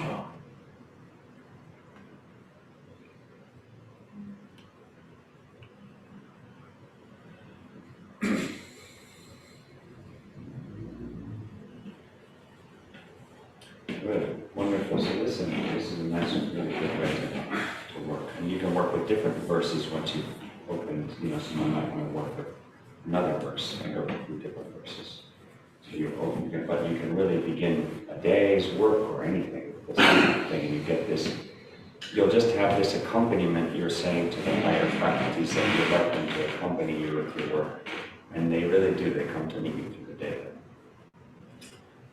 in that way. So we'll just do a little bit more now that we've opened with questions. I just noticed that the physical body is the hope body, and because it is that work designer. Yeah. I was just noticing that, and thus may I hope to become strong.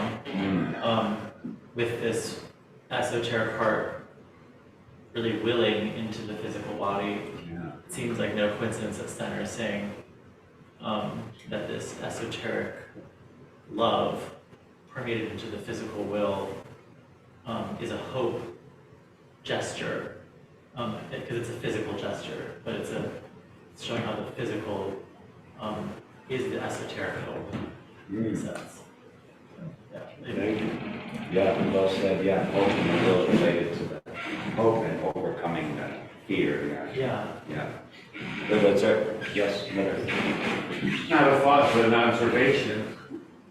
I could feel or actually hear the connection or the interaction with us and that ray and me, and I'm thinking us at the same time, and it's lasting. Yeah. It's a buzz, like a buzz. Yeah, there's a reverberation. Don't always know it is. Yeah, that's right. Buzz. Yeah, very nice, thank you for that.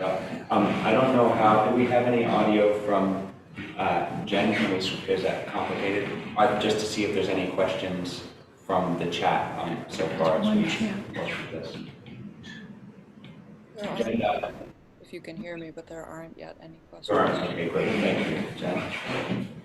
Good, okay, so I would like to work towards these qualities that Lisa, we're working towards these qualities today that Lisa spoke of that are in the training of initiation as represented by these kind of warriors, you know, the different knights, but how they're not a literal thing now, who can go out with a sword, you know, so it's on an inner realm. So I'd like to work through speech and our work together to find and experience these qualities. But we'll do just a little bit to start to shift now into the instrument, bringing it a little bit more even in. So you can imagine now we've kind of aligned. Now I call this a kind of orienting. So we orient through the breath and the image. So you can imagine now that your torso and your legs become like a tree trunk that goes down, and at your feet it turns to roots and penetrates down into the earth. So when we breathe down into these roots. We can just use the sound F for now, just a, and we can just send the energy down. Now, if people are up for it, let's even take that further, because you can really engage. So we'll take on one breath, we'll have F, S, S, H. So all the way to the end of the breath. And we can actually gesture if you want to. You can do it standing if it's uncomfortable to go down, but if you can, we bring it right down through the floor so that when we're out of air on that, we right down and down and forward into the earth. And then when we stand up, we stay connected to that as the body fills again with air. So we'll just do one, because you don't get too light.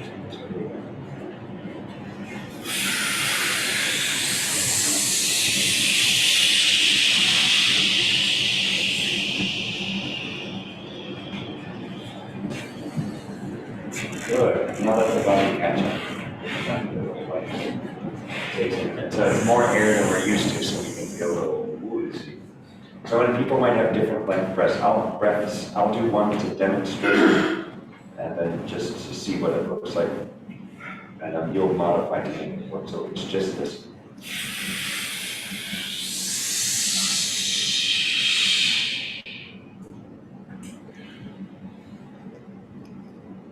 And it's as though you're kind of breathing into the corners of the room. So let's see if we can, without getting too lightheaded, let's do two in a row so you can feel really be empty and then filling up with air from the groundedness. Here we go.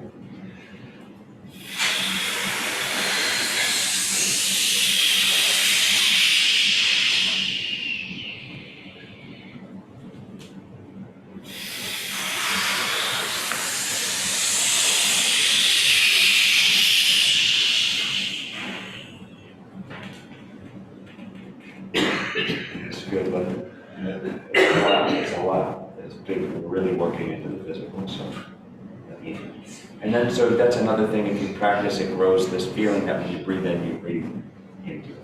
You breathe right down into the earth, and you actually feel. You can actually help the other ground because everybody has those roots, and they're all reaching down to the earth. So when we breathe, we can also help the other land with that concept, that consciousness being spread down. Yeah. Yes. Thank you, Mary. Good. And so now we have these roots under us into the earth. And then we say, okay, if you practice this regularly, it starts to become just a natural thing that happens when you put your consciousness there. So you say, okay, we've checked in with the earth, we know it's there, now we're going to bring a ray of light down into that. We we've made a space for it to come into. So we can, if you want, you might, some people quite like the narrowness. I do sometimes to feel that narrowness. So you can do it with your legs together, or you might feel, oh, this groundedness is really helping me right now. So some days I might do that. But in any case, we breathe. And now, all of this, you may feel that the belly, that there's the imaginative consciousness that we're growing through the images, and there's also the physical body is also part of it, though. So the breath actually extends down into the belly. So when there's an in-breath, the belly actually expands a little bit.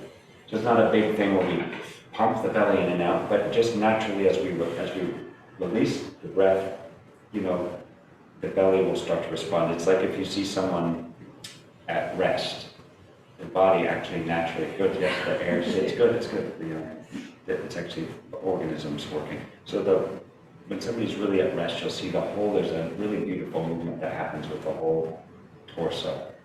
And it's like the waves, you know, gentle waves go out and in deeply, yeah.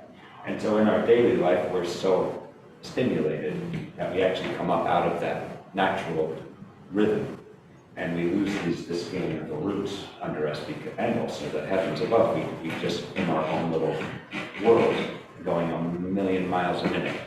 So we're just trying to reset that, and as that happens, the breath will move down, and the belly will expand and contract gently on its own natural thing. So now not only, so the roots really do that, we engage the abdomen, the lower abdomen.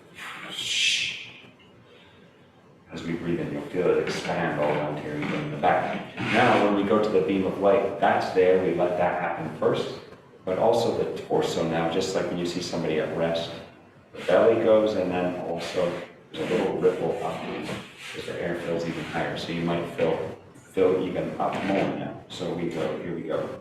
We'll breathe all the way and gather that ray and bring it down with the same sounds.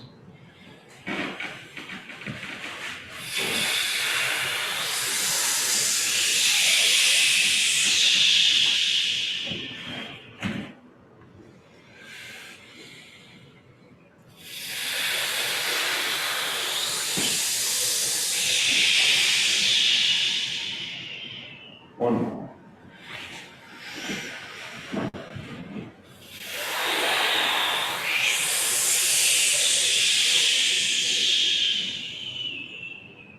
Wonderful. And let the bodies catch up. That's a lot of air. You might feel. You can see people going, oh my God. It's really good though to get the air moving. So as you're finding, you have this nice uprightness too. You have a counter movement. So you're going down, you feel the roots beneath you. You gather the air. And with this ray of light, you bring it down, and it's as though this penetrating down, and you find your uprightness in that. So you have this counter movement, which brings about a certain strength. Very nice. Good.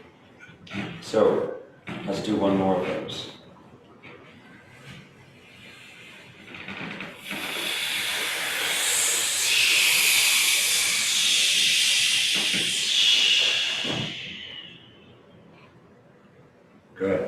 Good, so there we are. We have the deeps below us, we have the heavens above, and we stand in between. And so now we need to meet the other, we need to meet the world around us. So now we can put the sun behind us as though it were setting or rising, perhaps, on the edge of the horizon, and it warms our back between our shoulders there, so that this whole torso gets completely warmed, so much that it would come through and radiate out in front of us. There's a universal force or light or source that warms us and is individualized through our whole life and our heart, and then passes through to the other. We can give inexhaustible supply. When we run out of air here, there's plenty more. We just gather some more. So let's do 2 breaths of that. We just gather and bring it through however you can.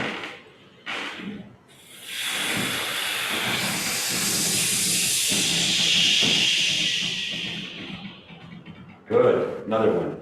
Give. Equally, just give all the way out. Yes, give. Yes, give all the way to the end. Good. Wonderful. Yes, now let the body. So this is nice practice. So now we have our orientation through the breath. We have the depths beneath us, the heavens above, and we have this breadth of space in the realm of the horizontal, the heart space, where we actually meet with all this below us that we share because we're human. We all know the depths. We all know the heights are there. And we all know the breadths are between. So when we breathe to speak, we can practice having this space, this kind of these domes of space around us. And it helps bring that feeling into the other, the listener, whether they're young children or adults. We can start to create this expanse, and it brings a health into the breathing system, immunizing. Good. So let's engage the voice a little bit now again. So now let's just find, we have those there, we've established that. We can let's just find a little swing. So you just drop the hands and it makes a swing. Yes, exactly, just wait. And we just find weight. Exactly. Now, if we were to put a sound on that, we could just take the sound H-A. Yes, like we're dropping a sack of potatoes on the floor.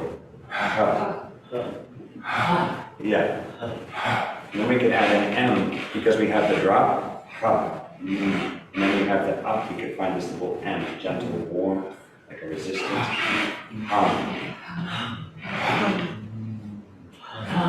Yeah, let's just release into that sound.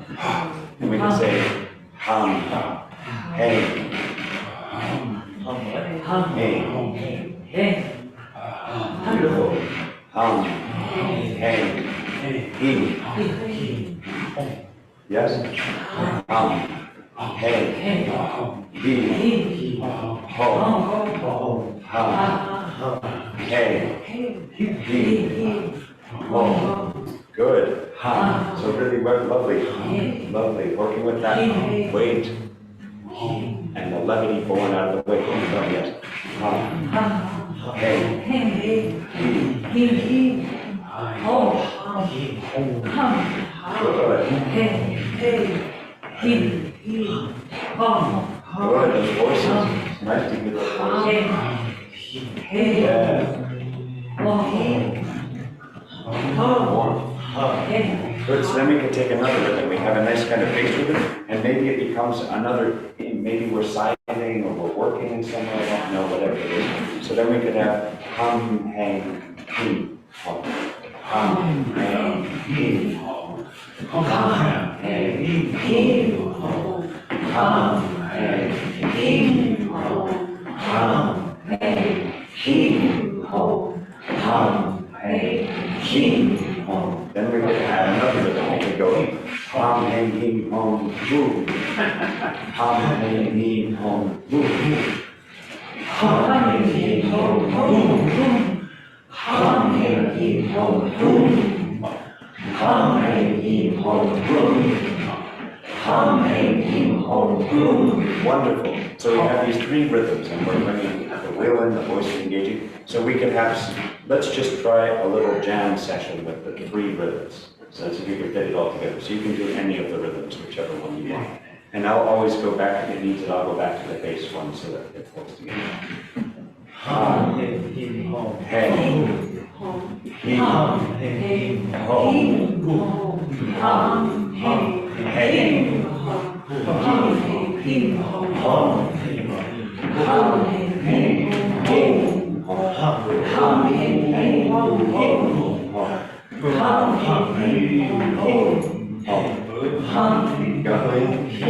Good. And those online, you can just follow and try to join as much as possible. And you can keep building it together. And look for an end together.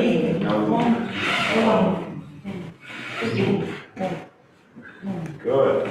Good. Let's try it again. We'll start from the beginning. Maybe we could try, how many people do we have? We have 5, 2, 4, 6. So we can do the 3. We can do 3. Maybe Lucian and I will hold the first one. And two of you can hold the second one, and then we have the third one there. So we'll start it off nice and slowly in some space. And online, join with whatever one you'd like, you wish. You can just join either of the three groups. It's either the hum, hey, or hum, hey, hum, or hum, hey, hum. Okay, here we go. Hum, hey, him, ho. Hum, hey, him, ho. Hum, him, ho. Hum, him, ho, him. Hum, him, ho, him. Hum, him, ho, him. Hum, him, ho, him. Hum, him, ho. Hum, him, ho, him. Hum, him, ho. Hum, him,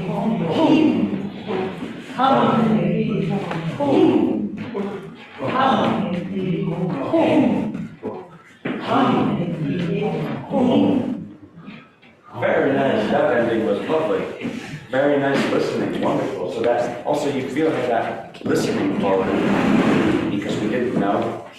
We kind of didn't know what was going to happen, but we stayed committed in the will, even though we were going, did you say we were going to have the end? But we just stayed in the will, and it brought this really nice life to the, and the voices actually shift with that attention shifting and that listening and that engagement. The human voice.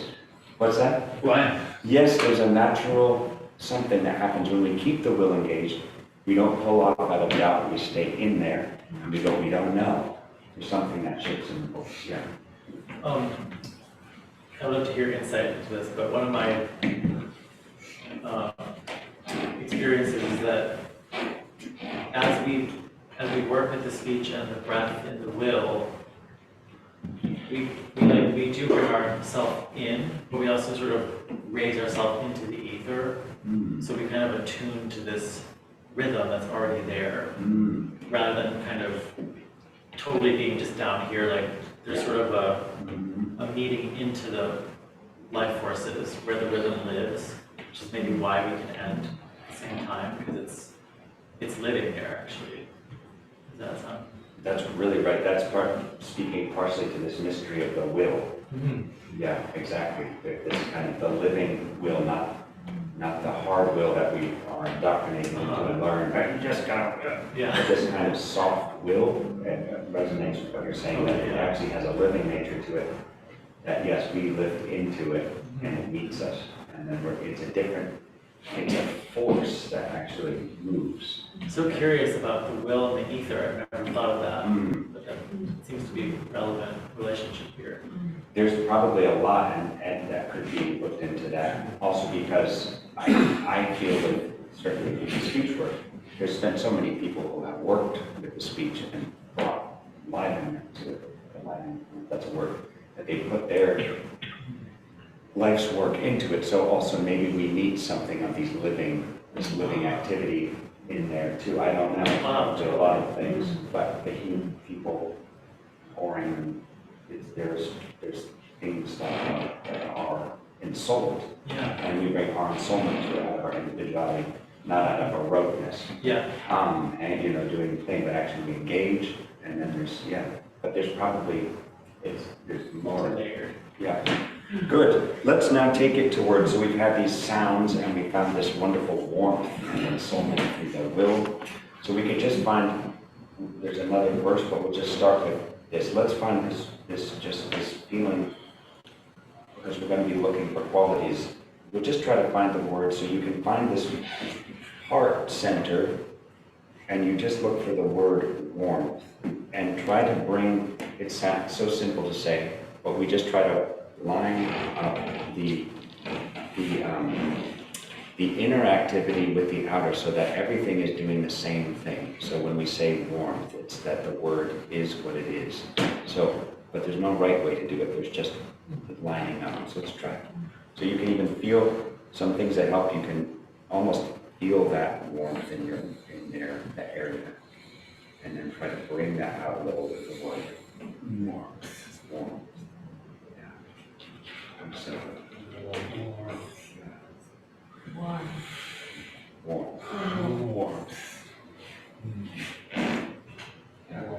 gesture doesn't, the gesture is the will, so it helps us, it creates the movement and the quality comes, they unite, the will and the feeling.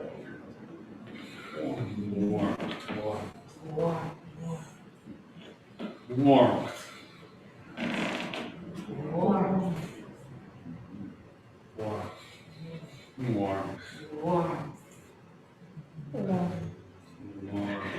It's so beautiful. We can do this. We can just converse in that way. Yeah, interesting. So we can actually give the other warmth of heart. We can actually give the warmth of our heart. Yeah. So we could say that too. Warmth of the heart. Warmth of the heart. Yeah. Warmth of the heart. Warmth of heart. Warmth of heart. Warmth of heart. Warmth of heart. Warmth of heart. And just stay with that echo, the echo of all that warmth of heart. Wonderful. Now we could take another quality. So we now, let's come to the region of the head for a moment. So there's this round dome. There's perhaps a light that we might find in the thinking, a light. So if we could imagine that, or if we kind of connect into that as an experience, maybe it's a kind of attentiveness or attention. So if we just even engage the senses in a particular way, so let's just take in the room, let the eyes become windows. Almost perhaps like, for some reason it helps sometimes for me to think of listening with the eyes.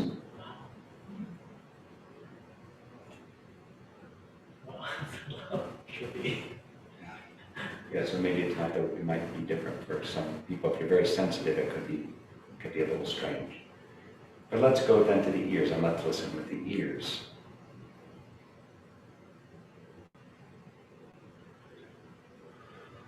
Now, from that, can we spread that experience of looking and listening over the whole physical form so that the whole body becomes an instrument of attention, even the toes attend? Listening is a very useful thing. Like, can we listen with the backs of the knees and the shoulder blades? And our breath, can our breath listen? So we just really listen, listening, attention. Spread that over the whole body. And we could say, perhaps, that there's a certain quality of light, as though we bring light to something through this attention. So we could say, light. I find that the word is what it is, and we are part of that. Light. Light. Let's try to get inside light. Light. Light. Light. Wonderful. Really wonderful. There it is. There's light in the room. So we could say light of thought. Light of thought. Isn't that wild? So we could give some clarity. We can bring the light of thought. We can help them. They're having a hard time. Can't see what it is. We can actually not just explain it to them and set them straight. We can actually try to bring them light of thought. Light of thought. And maybe we try going between, so we can sometimes contrast or shifting it out. So we have warmth of heart, light of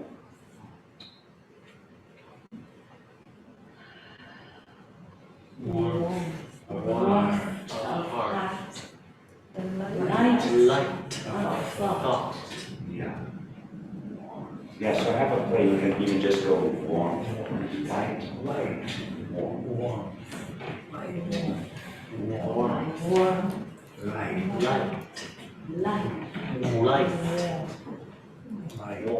warm, light, Warmth. light, Light. Warm. warm, Yes, how light can the light be and how warm can the warm? Warm. Warm. light, Light. Light. Good, that's Warm. That's wonderful. Wonderful. So let that be there now. Now let's go to the limbs. Let's feel those limbs. Maybe finding those roots again is good. We have this other pole of the body. Strength of will. We can look at those words. Maybe just strength. Maybe it's strength or strength of will. Strength. Strength of will. Strength of Will. Wonderful. And something comes back to meet you when you commit at that level, so you can let that come back to you. Strength of will. strength of will. It comes to meet us. And good. We can give that strength, like the others, we can give somebody strength of will. Is it love? Strength. This is more experience. Strength of will. Strength of will. Can we stabilize the other? Can we help them find stability?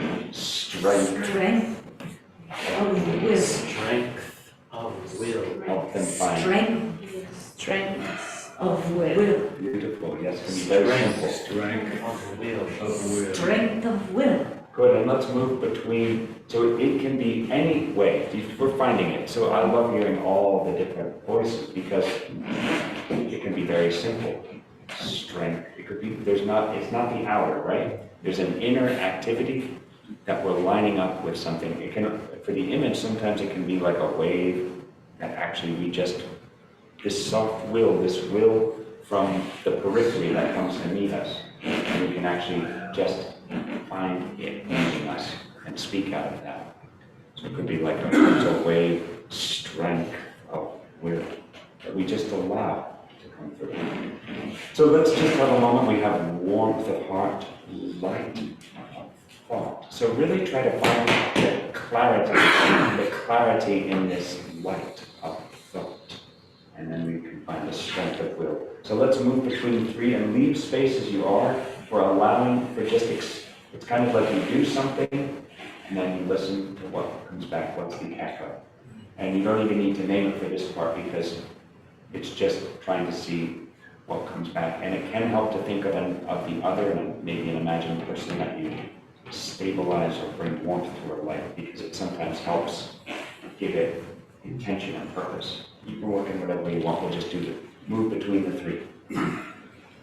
Strength of will. Warmth. warmth of heart, Warmth of heart. light of thought, Strength Strength. of will. of will, Warmth. will, Warmth of heart. Light of thought.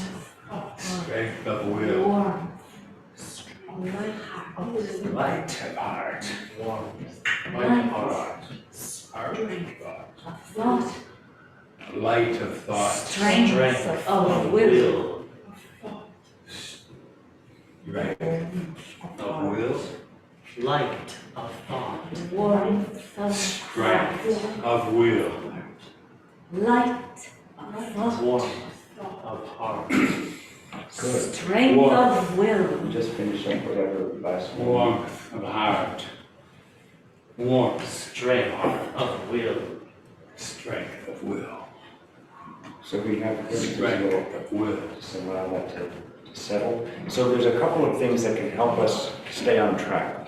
There's a lawfulness to the gestural activities. So if we can find, and those are bound by, for example, if you really feel your limbs, there's a lawfulness because there's the wisdom in the human form. So it's a divine, the body is a divine image of that divine wisdom. So when we connect into the limbs, there's already, if you really listen to the limbs, there's something about strength of will that lives there. So that's one orientation when we're looking for these qualities, is to learn from the wisdom that is given, something like the body. Steiner says also that the center of the limbs is at the periphery. We don't need to unpack that, but the way it's helpful is to just think that something also comes to meet us. We have to commit, we have to give something, we have to offer something, but that's required, but there's also something that comes to meet us and speak through us. So it doesn't always take as much as we might think, but we have to have, and sometimes it takes more than we think, because we want it to happen for us, and we go, strength of will, come on, come on. So we have to, as we're doing, engage, but then also allow strength. And there's a sustainedness to these gestures, and the same, there's a lawfulness to this warmth of heart, that if we can activate our own self to line up with it, it begins to work with us. And the same way. Good. So maybe I will just take us through this simple verse where we move through these different activities, trying to keep it, let's try to keep it as simple as we can. We're going to need to do some work to activate, but also trying to keep it simple if we can. Simple in that it's the most sort of pared down we can find with the quality in it. So, in the heart, there weaves the feeling. In the heart, There weaves the feeling. In the head, there lights up thinking. In the head, there lights up thinking. In the limbs works strength of will.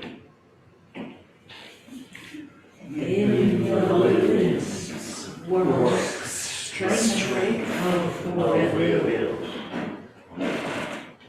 Weaving of radiant light. Weaving of radiant light. Wonderful, yes, wonderful. We go from the feeling to the thinking. Weaving of radiant light. Weaving of radiant light. Light of the surging strength. Light Of the surging strength. Strength of the weaving. Strength of the weaving. Thus stands the human being. Thus stands the human being. Good, so you can see this now. You see this human being. It's kind of ideal. You can see him there lit up. So let's go through that again. And now you can really work with this image, like this. We have our own experience that we've worked on a lot. So now you can have not only that, but you actually see it out in front of you, moving these incredible capacities, the human faculties of thinking, feeling, and willing. Good. So it's like we discover, we go, oh my gosh, look, there's the feeling that weaves. In the heart, there weaves the feeling. In the heart, there weaves the feeling. You can see how it's united with the thinking. In the head, there lights up thinking. In the head, there lights up thinking. In the limbs works strength of will. In the limbs works strength of will. Weaving of radiant light.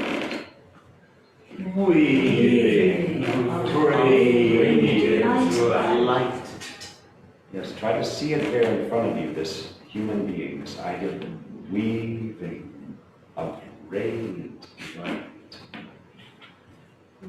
Weaving of radiant light. Light of the surging strength. Light of the surging strength. Strength of the weaving. Strength of the weaving. Thus stands the human being. Thus stands the human being.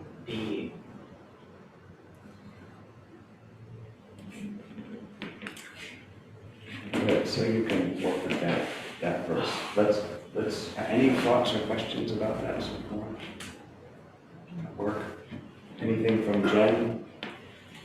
I have a thought. Yeah. It's interesting how when the senses listen, it actually like forms the I pillar. Like they all kind of come together to coalesce as an I structure. So it makes me think about like, that's why when we listen, we actually are present as I am. But when we're not listening, it's not pressing the I into uprightness. Yes, I understand. Yes, the link of presence, exactly. The presence is a doorway to being connected to the ego activity. Interestingly, as Lisa was saying, we're in an age where we can use any of this stuff. Bedivere maybe has presence, so we can use it. So it's not inherently lined up, which is why it's good to do all the aligning work, because we're actually been given the gift of presence by the sacrifice of the being of love. We're actually a human being that we get. The fact that we can become present is actually a gift that's been given. And so, but it does connect us to the ego. But in the arts, people learn to presence. But we cannot, that's very helpful what you said, because it's true, we get an alignment with our own ego as we presence ourselves. But if we can align that presencing to a certain activity that's in alignment with the michaetic forces and the being of love as much as possible, then actually we get a greater presence is given, but also we are making the most of the opportunity of being human and alive. So it's a useful thing. Yes, we grow our capacity for presence through the work, and that will give us a feeling of being connected and here, and will give us a connection to our ego activity. And we need to do that. But it's just always so interesting that the arts are not inherently, we can even grow those capacities, those faculties, and use them for ourselves still. So it's really interesting to work and be trying to. But that's the same as anthroposophy, the 6 subsidiary exercises, the same thing.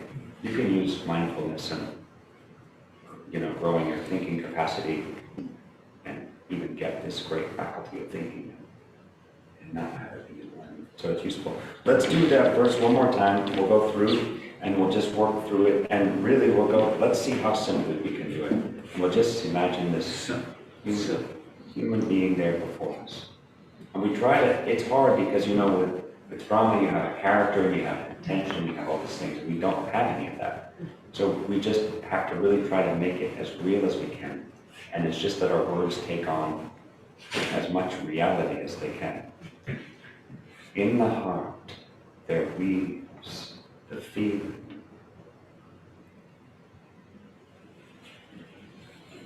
In the heart, there weaves the feeling. In the head, there lights up thinking. In the head, there lights up thinking. In the limbs works strength. will. In the limbs works strength of will. Weaving of radiant light. Weaving of radiant light. Light of the surging strength. Light of the surging strength. Strength of the weaving. Strength of the weaving. Thus stands the human being. Thus stands Stands the human being.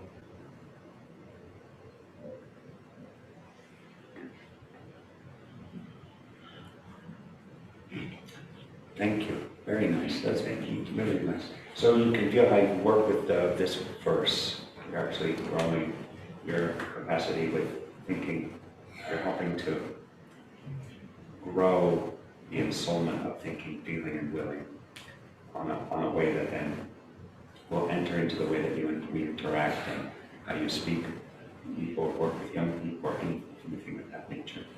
Maybe we just take a break here, I think, maybe, and we have another session. Well, actually, I think we have a little time. Let's take a few minutes and we'll just work a little bit more into the next step, which is we're going to look at some qualities. Maybe if you want to just sit for a minute. If anybody needs water, maybe we just take a 2-second little break. Also, those online, if you want to get up and get a drink or use the bathroom. It's not a long break, but we'll just introduce the next part so that we can be thinking about it on the break, the longer break.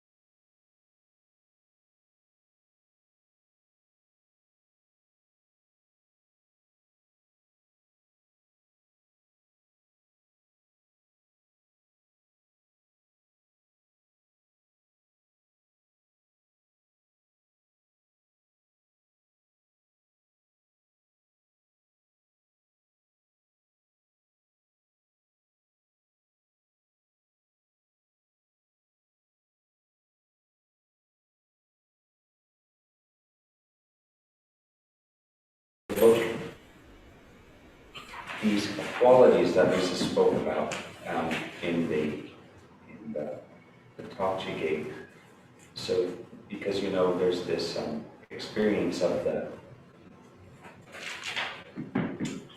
experience of sometimes when I work with these legends, there's an experience that comes into the room that is not this room, but I have often encountered, what's the point of this? All ages. Because, we have knights riding around, knocking each other off of horses. If you're just looking at it literally, you go, what's the point of this? It has nothing to do with our time. And in that search, nonetheless, one feels that there is a point to work. There's very much a purpose, as Lisa was speaking of. And one of the main purposes is that we get a direct experience on a soul level of these qualities that one grows a relationship to, or in a way masters on the path of initiation on these things. So she spoke about honor, we read it. When I first started working on these, I had this conundrum also with Shakespeare sometimes, because they talk about honor all the time, and I would feel the honor that she's talking about. So Henry V or somebody encouraging his warriors to go into this battle, I would feel this incredible Michaelic strength in it. But intellectually I go, honor, what does that mean? You kind of have this strange outer sort of presentation of a sort of formal way of being or something. It didn't make any sense. So, but we really want to bring that experience for particularly young people, but for all of us, that we really have that feeling, the artistic feeling of the presence of these capacities, these soul capacities. So all the knights must master this honor as the first step. They all have it. Even Sir Kay and Segramore certainly have honor. They might not have discernment yet, but have the ability to perceive what's happening on a deeper level. But they have honor. They take responsibility. They do their task. So the interesting thing is that there might be some other. So honor is kind of like a heading. It might mean responsibility, but what for each situation, each individual, that might look different. We might need to be visited by courage. We might need to grow a relationship to courage in order to master honor. Or we might need, we might need perseverance, or we might need. So these are virtues or qualities that can be thought of as consciousnesses or beings, or part of the hosts of the hierarchies, the higher realms, that work through the soul realm into something that we can experience as a presence. So then our presence can be in presence communion with Yeti. Our soul, in a way, is merged with courage, or faithfulness, or steadfastness, or any number of things. And so it's wonderful to work with these legends and quest for those experiences through the things that they say and do, the events. And you feel this, these qualities step forward as you're maybe even reading it sometimes, or working with other people on it, or speaking about it. You'll feel this being comes in. So I was a little bit torn whether to put the names next to the to put the names of the passages, whether it's honor or the different levels. But then I thought it would be a lot to be kind of trying to figure that out at the same time. But I would like to say that each of us might experience honor, the quality, this sort of the things that bring honor about might be different for each of us. Like courage for one, it might be perseverance for another, or any of that kind of thing. But I thought we could start, we have 10 minutes, I think I'd like to break in about 10 minutes, and I thought we could start with honor because it is this first step, and we can experience when has this quality in the legend. You can feel it. You can really meet this person. And Gawain, they all have it. Parcival and Gawain certainly carry it. So I thought we could look at Gawain's one, the second one down, because it's a very clear expression. So maybe we could, I have these here, so yeah, Jen's put it up there, so you can even set your script down if you'd like. We'll work with it throughout the next session. But if you want to stand up, you're welcome to. And I'll actually bring the words for us, and if you're online, you can also look on there for it. And we'll work in this way we've been working, where we just try to align the whole being, our thinking, feeling, and willing. We try to get behind these words. And you can see in the way that we have, you'll speak, and so speaking is doing, right? Speaking is a deed. So you do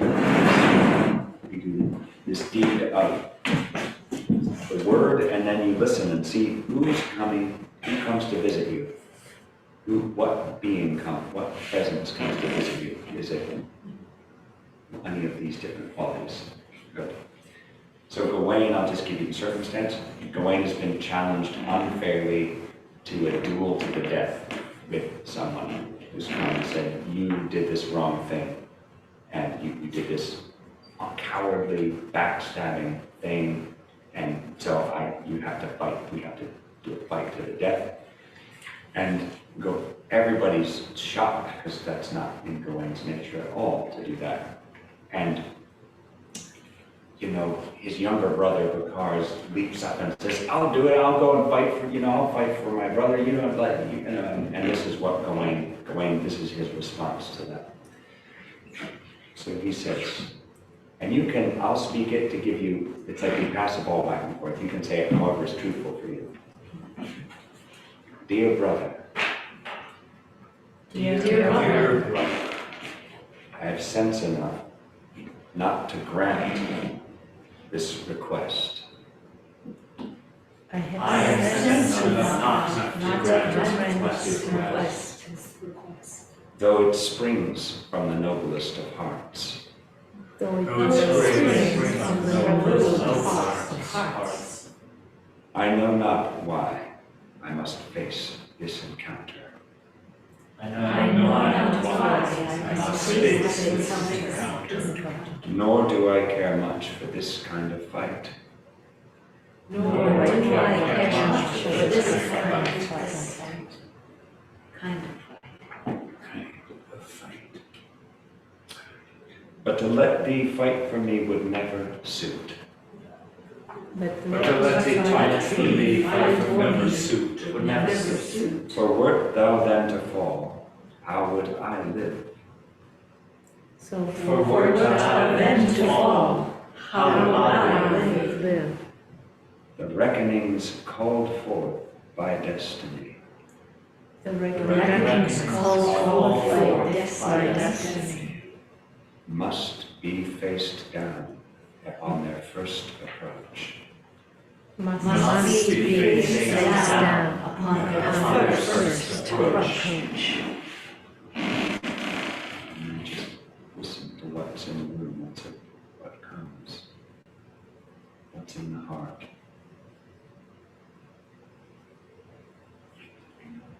Let's try again, one, two, it's good, I think. Shake out if you want. And we'll just keep going. Try to find maybe a shorter cut so we don't have so much to say. I think that we'll do that again. Yeah. Dear brother.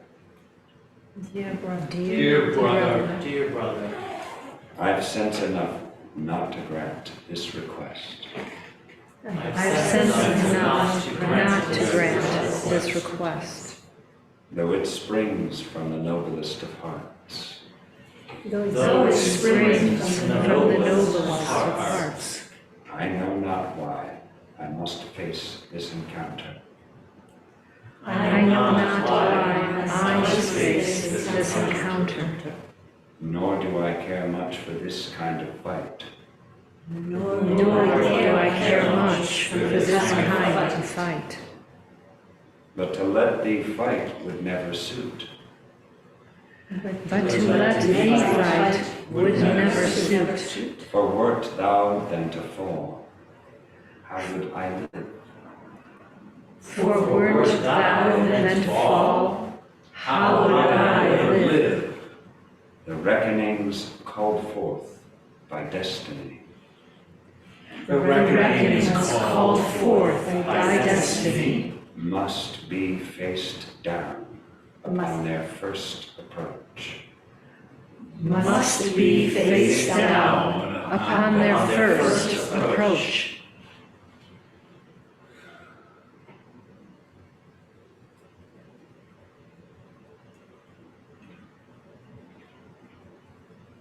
It's nice, it's very nice.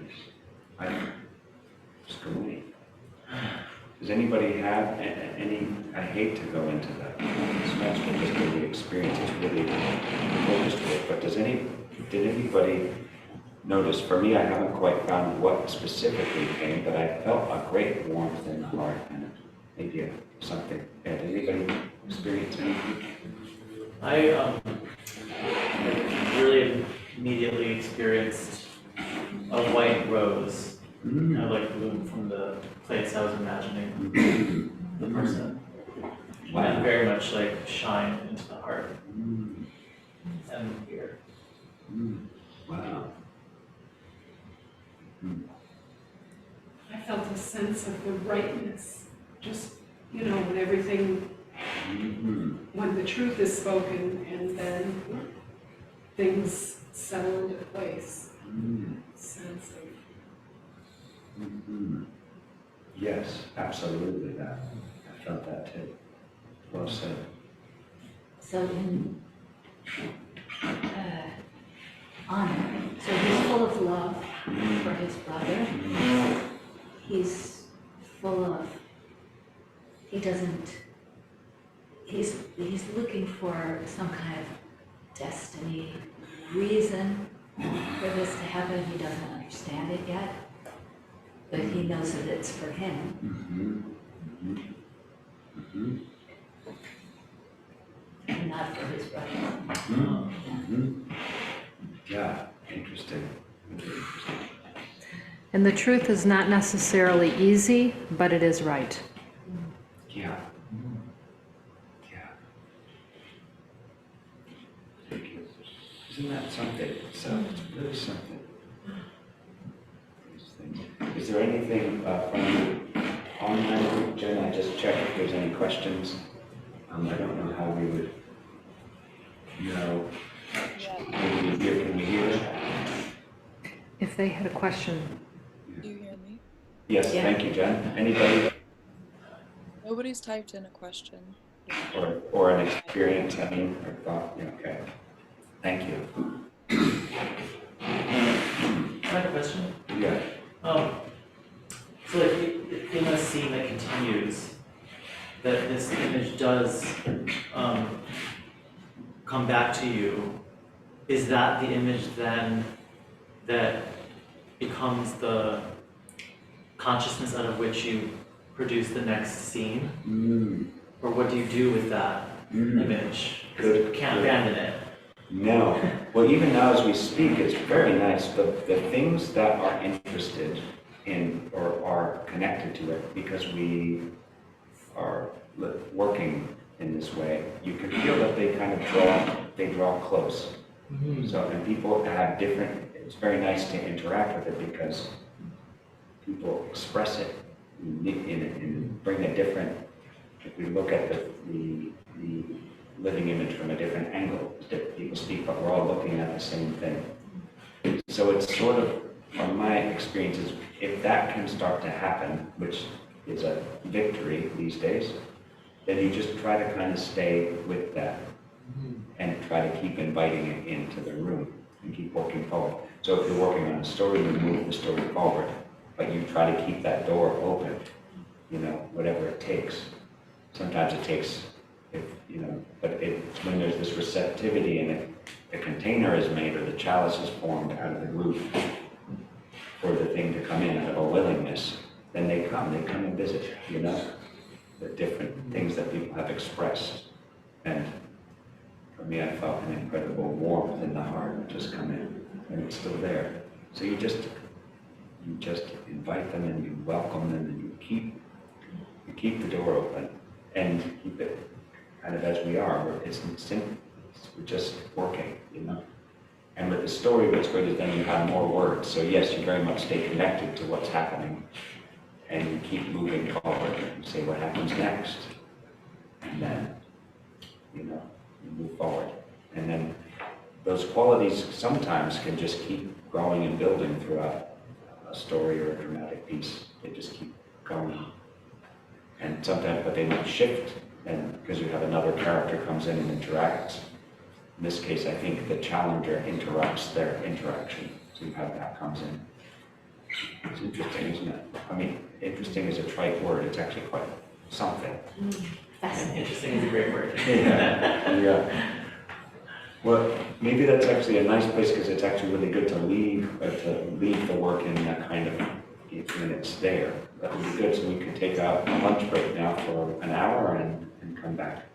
Thank you. Thank you all. Thank you. Thank you, Mary and Milo and Jen and those online.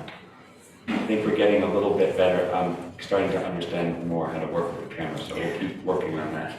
It's great to be working in this new way. It's really, really good.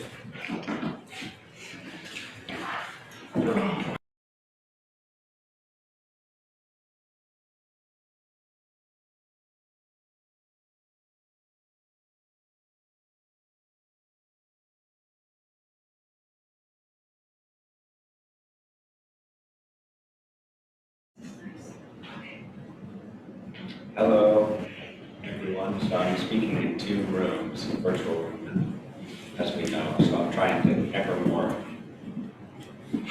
straddle that reality. But welcome back to those online. We're starting up the next workshop session.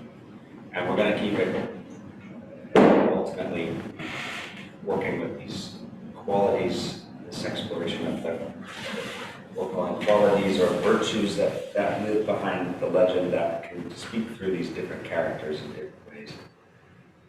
And maybe, you know, I was just saying, Lucy, and we'll see how the time goes, but I was thinking of also possibly bringing in a little bit of the Parcival Legend too, because we've worked with even that Arthur and that Gawain, but it might be nice to have a little bit of experience of the Parcival journey too. So we'll see how the time goes and what comes. People here in the physical room were talking about this book, which I but that's okay. Thank you. Look, there are many books. Thank you, friends.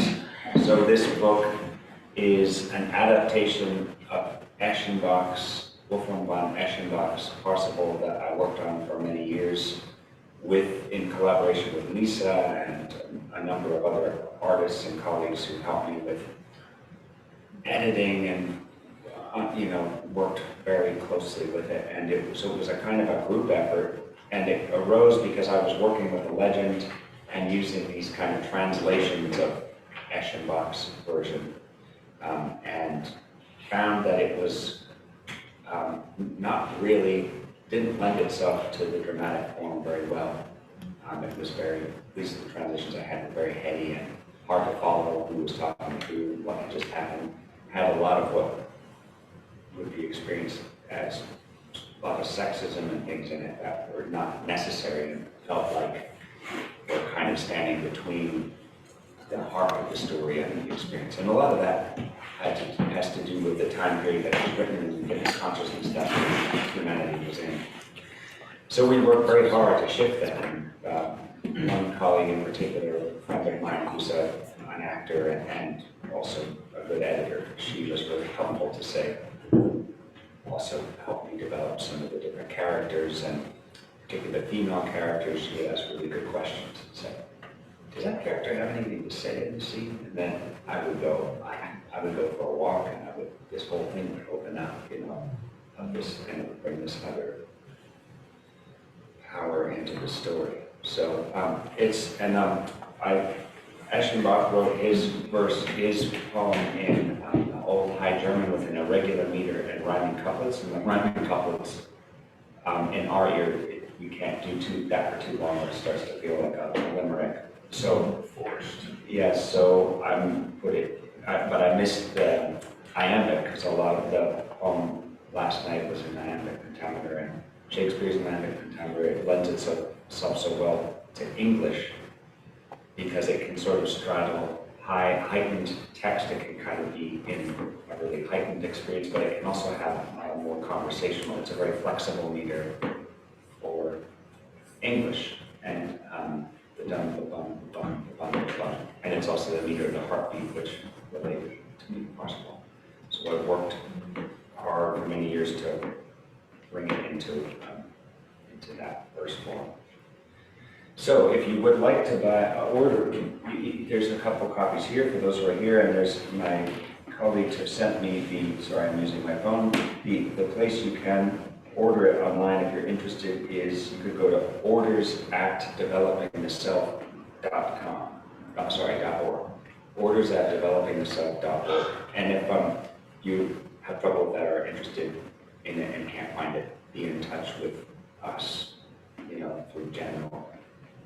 You can write in and we can clarify that before the workshop's over. All right. Here's the housekeeping. Yeah, so these qualities.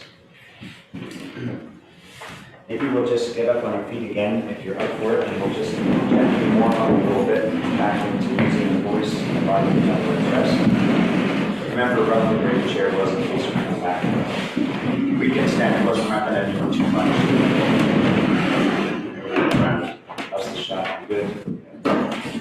So we'll just work now with, so we want to keep finding these qualities. So one thing that's helpful with the word and everything going into experience is the vowel. So vowels in language are connected to feeling, the activity of feeling. So we work with the vowels, we're actually awakening that experience of the expanding feeling experience. When we work with consonants, we're working more with the shaping element, the forming. It also helps form a concept and creates a container, a home for the vowel to live in, to sing. So we can just start with the sound ah, ah. And so what we're looking for, there's a certain amount of technicality that we may or may not get into, but maybe I'll start with the technical because it sometimes helps. So if you if you can imagine the shape of the inside of your mouth, and particularly the back. There's the hard palate that goes back, and there's the point where the hard palate stops, where the hard palate and the soft palate meet, and it's a kind of an arch. You can almost imagine it like a peak of a roof. Now, if we were to ricochet the sound off of that point, so we need to open our mouths, and we take a breath in, and we have ah. Yes. Ah. Yes. Good. So you can also imagine a roof over your head, like a reflection of that. So you have this and like a cathedral. Ah. Ah.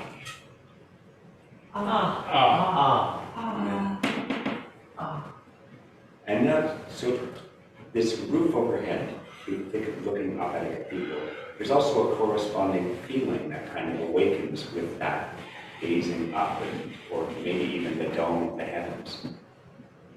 Ah. Ah. Ah. Ah. Ah. And then there's a little echo that goes on. Ah. Sometimes we allow ourselves to actually do this. We say, ah. I never thought of that before. Wonder. We will awaken into wonder. So you try another time or two.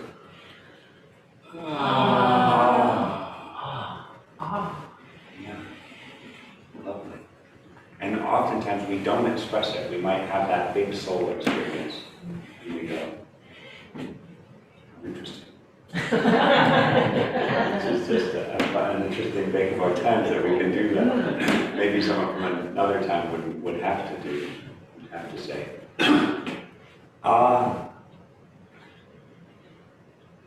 Here, have another try. And listen to that echo inside.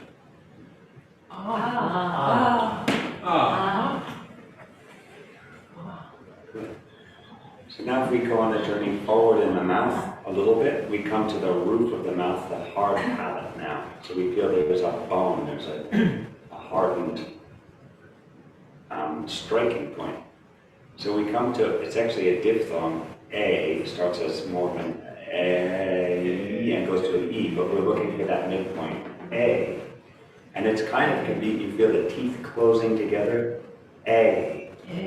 Hardness of the teeth coming together, there's that sound ricocheting off the hard palate, and the sound can feel like two blades coming together. A.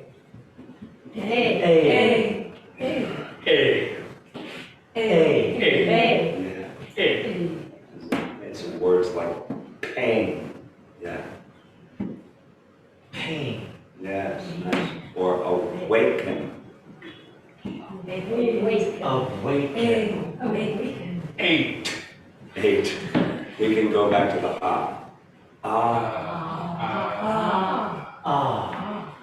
A.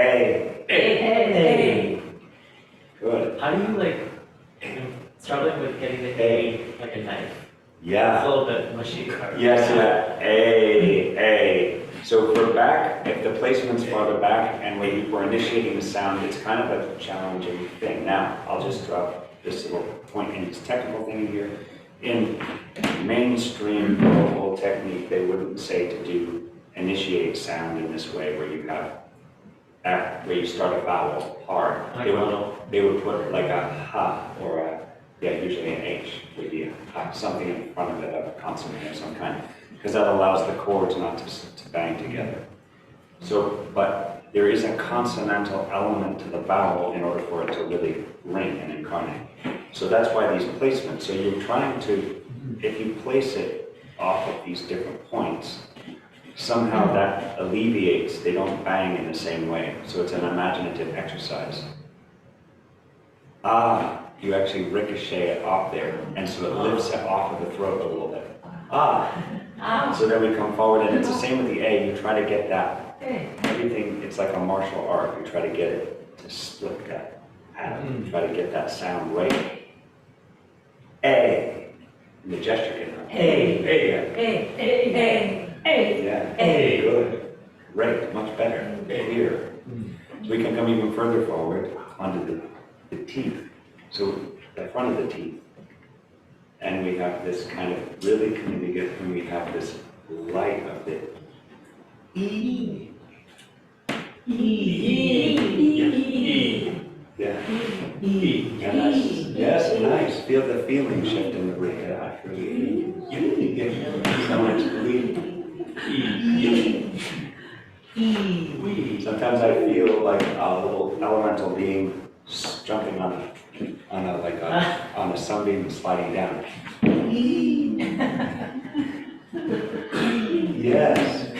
Yes, and there's kind of light shooting out the other direction. Good, so we can go back to A.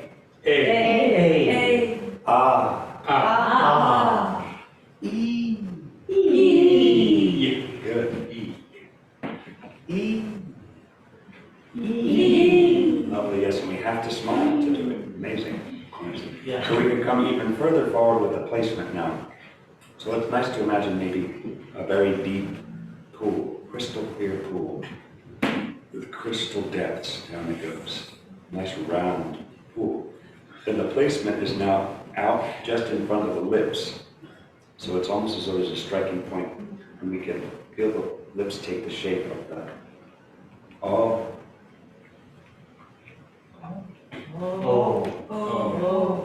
Good. And again, try to bring that placement forward. It's a little bit like stepping on a cliff. And we have this discovery in this sound.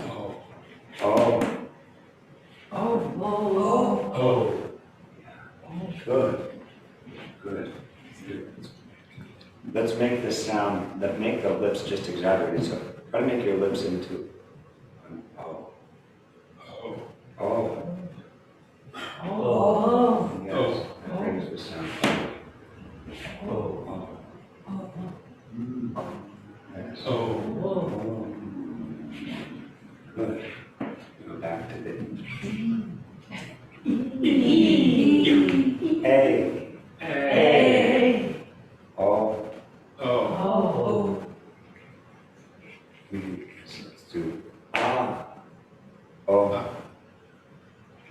Ah.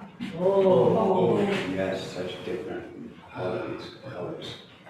We will come even further forward, one more, right out. To me, it feels like the striking point's almost maybe 18 inches out in front of the lips. So we have this kind of invisible speech instrument. And it's like almost striking that point as the lips come forward and we say, ooh. Ooh. Yes, I'm not feeling awakens with this. Ooh. Ooh. Ooh. What do it mean? Longing. Absolutely. Yeah. It was kind of longing for something. Ooh. Ooh. Very nice. That was very distilled. That was very distilled. It's different. It's like when I'm wondering, when you really like give the quality or let it flow through you and be itself and not like create it. How do you, what's the process of like letting it leave completely and still experiencing it as something that you was produced through you, but like actually letting it create something? Yeah. I don't want to quite let go of it. Yeah. Very nice. What do we hold with? We hold something, don't we? That's very interesting. What do you think? We feel like we hold our awareness of its activity. Exactly. We hold the attention. Uh-huh. So we have our thinking capacity isn't filled with content, and it's not filled with content. It's like an empty room. It's attention. It's like a room of attention. So it's like an observer. It's like an observer.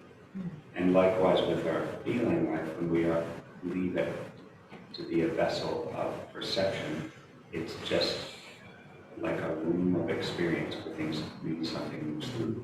And if we can go to those places, like really you go to the observer and that experience actually follows that. So you just hold the observer.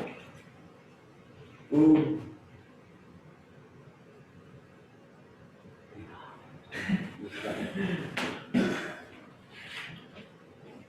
Ooh. Yes, lovely. Attention. Attention. Isn't that nice though to stay? It takes, what does it take to stay in that though? It takes something. Love. Yes. Yes. Also a certain certainty, a certain courage. Let's try again. Those aren't forms of love though, I think. Let's try again. Ooh. Ooh. Ooh. Ooh. Very free. Just be that observer, the witness. Good, so we can go, let's go. A. E. O. U. Ah. Ah. A. A. E. O.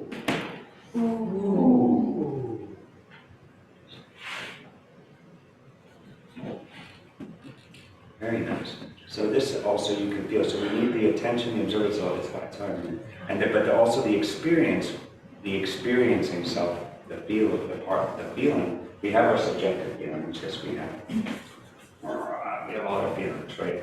But then this place where we let the thing ripple in it, that quietens a little bit. It becomes an organ. The feeling becomes a way to sort of also allow this reverberation. So the colors of the soul realm move with us then. So the ooh is a certain color, and you can feel everybody going ooh together. You go, whoa, there's a color in the room. Just like has another color. I see yellow or it's gold, just everywhere. So you feel, and sometimes I don't see a color. But there's a color in the soul. Yeah, some people are very visual. But in any case, so the vowel really helps us be in this experiencing self and actually expand the experiencing self. Because the feelings of the vowel are like artistic feelings. They have a different quality and size than subjective feelings. So Great. Well, let's go just to find a balance to some of the sculpting, the shaping element, the consonant. So we can just do something. Let's take the sound. I won't give it to you right away. Let's take the sound and look for the shaping element of that. How does it want to speak through you? So different than the horse thing. Yeah. Yeah, interesting. What gesture comes? Get something out. Yeah, good. Good. Mm-hmm. So it's like a slice and a confrontation. Yeah, At yeah. the same time. That's well said. So different than the vowel. Good, let's find another quality. So like the L, let's find, it's something of this water element, that L. Ooh. I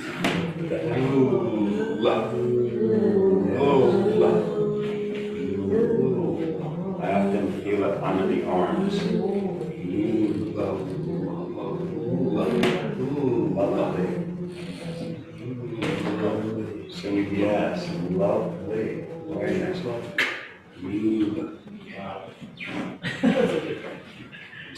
So you can now feel the shift.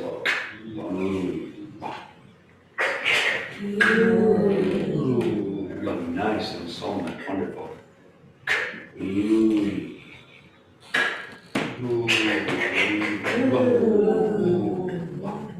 Let's find a higher sound. Look for an S. How does it move?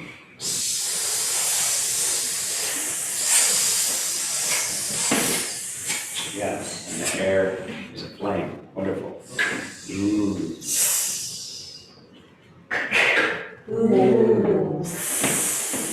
Very nice. Very nice. Very active. Another fire sound.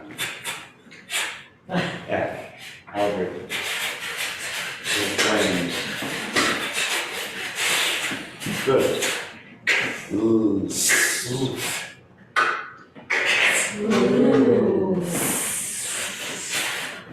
Yeah, that's good. And then, find some resistance. Warmth and resistance, like pushing through the substance. Coming right into the lips with that sound. Good. So we can go.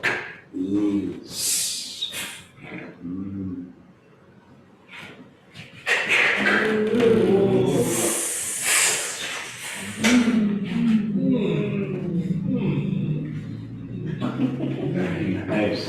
One more of those. So it's one breath, every all going through that whole journey.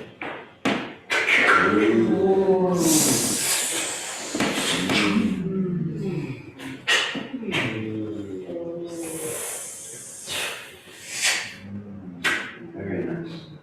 Good. So isn't that interesting? These things are in our words. We don't hear living there. This vowel activity of the artistic feelings and the shaping element of the consonants. And of course you have, not to confuse it, but you do have, as we were saying, some amount of consonant shaping, creating a vowel in this plane, and you have some amount of the vowel, the tone quality in the consonant to bring it in even. There's something of that there. So, but this is how the language starts to become sculpted and shaped as through this movement. So that was kind of to be thought of as that's a way, to bring us a little warm up to go into all of these, that we now don't need to think about that so much anymore. It's just to engage the will and the feeling a little bit before we go into this work of the qualities. So what I thought, you have these papers, and we could take a little bit of time and just work on our own. You could pick any quality or character. You'll see, I'll just read through them a little bit and give you a quick sense. So you have Parcival, you have Gawain, and you have other characters that relate. So the Antigone character is a very strong female character who relates to Gawain. Not that matters, but it can be nice for people to know. And there's Gurmans, who's Parcival's first mentor, who teaches him the basics of being a knight. Guinevere, so you know who she is.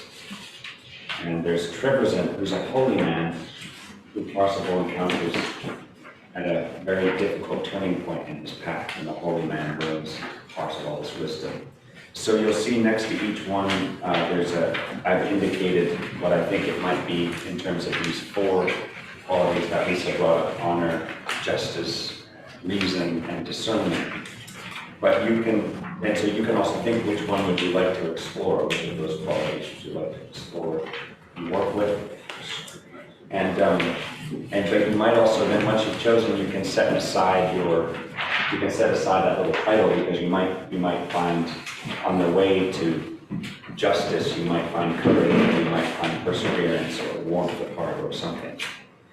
And you don't have to work with the whole thing. I gave the whole thing in case, so you have the freedom to see what's there and work with this. You can work with a couple lines, you know. It's really just about opening that door to the qualities behind. And what I think is good is to maybe you can take a few minutes to work on a piece. And so Jen, maybe what you could do, Jen, is put up for the online component. Why don't we put up the discernment one, Trevisan. Let's put up that Trevisan one for people to work with. And then if you're online, Jen, can you speak for a minute? Yes, I can. Okay, thank you. Would it be possible, and just tell me if it is or isn't, that people could write in on the online, and if they wanted to work with one of the qualities, honor, justice, reason, and discernment, they could chat you, and then would there be a way to send them one of them? I did just over the chat send the document to Brilliant.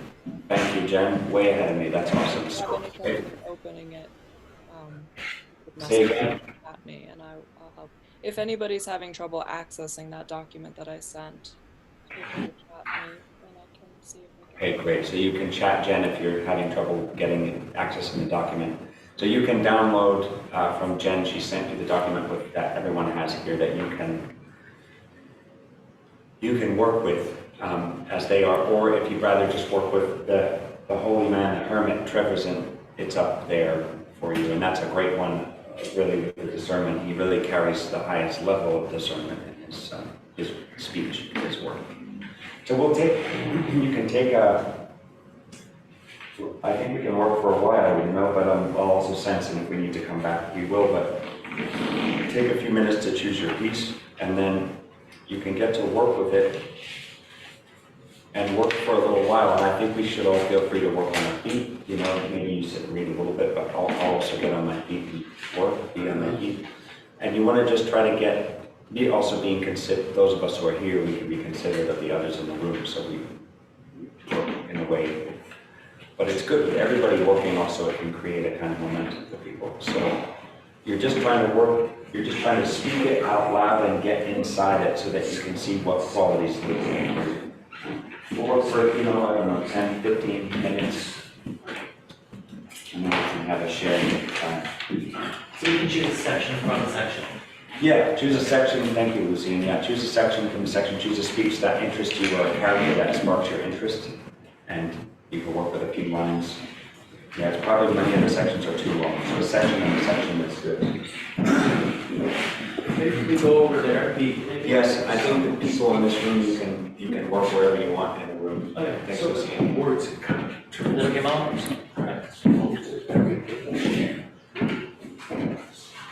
strange, expecting. Light.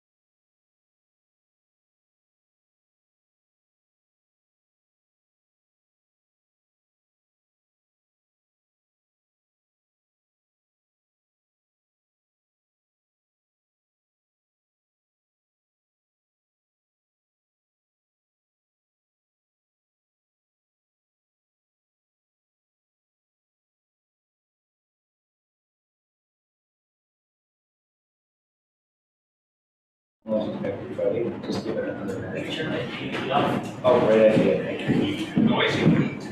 Yeah. So anybody looking for, anybody else? I don't think so. Okay, we're back. And those on the line we'll just give a minute for you to join back again. Maybe you're found a little, another part of your house to work in or something, just keep it. Great. So how are people doing so far with this? And this is just a moment to just check in and see how people went with their inquiry. Have you noticed has anything come to visit you in terms of these qualities or capacities? It kind of just organically happened this way. I followed first I followed the speech, the sounds, and then I realized that I had this impulse to speak it in all these different ways, like speak it hatefully, or speak it as if I were in love, or speak it as if I were terrified or reverence. And I found that by sort of distilling the qualities into pure qualities, so that like reverence ran through the whole thread, or evil ran through the whole thread, I was really able to experience my body as an organ of receptivity and freedom, because I could receive it and then have to let it go. And that was really, like, that intensity was really helpful. Yeah, sometimes we are working in bringing ourselves into different, can help to. Did any qualities present themselves from the text, like any other things, like, or any kind of virtues or qualities arise as you worked?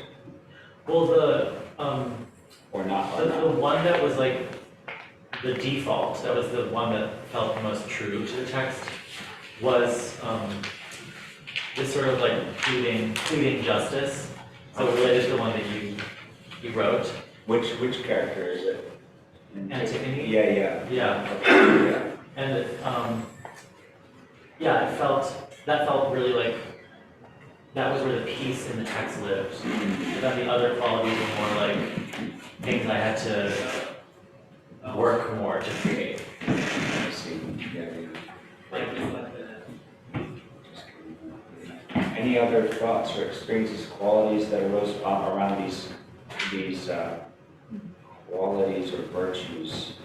Not so much what was written, I gave that as a kind of indication, but it's what came to visit you while you worked. I went to Gawain, that's sort of my own weak point, and it's the pivot point of the story. And the more I read it, it sort of developed his own voice into his experience. And maybe I know a little bit more about discernment if I read this 100 times.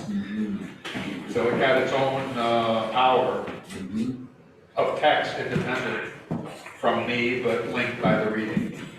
The noise, the sound of it. My own noise. Yeah. For me, it was a clarity of sort. It's just something that came very clear. That's just it. Yeah. So, Which one did you write? transcend, Uh-huh. that one is. Yeah, clarity is absolutely that. It is that conjugal clarity of the thinking on another level, on a higher.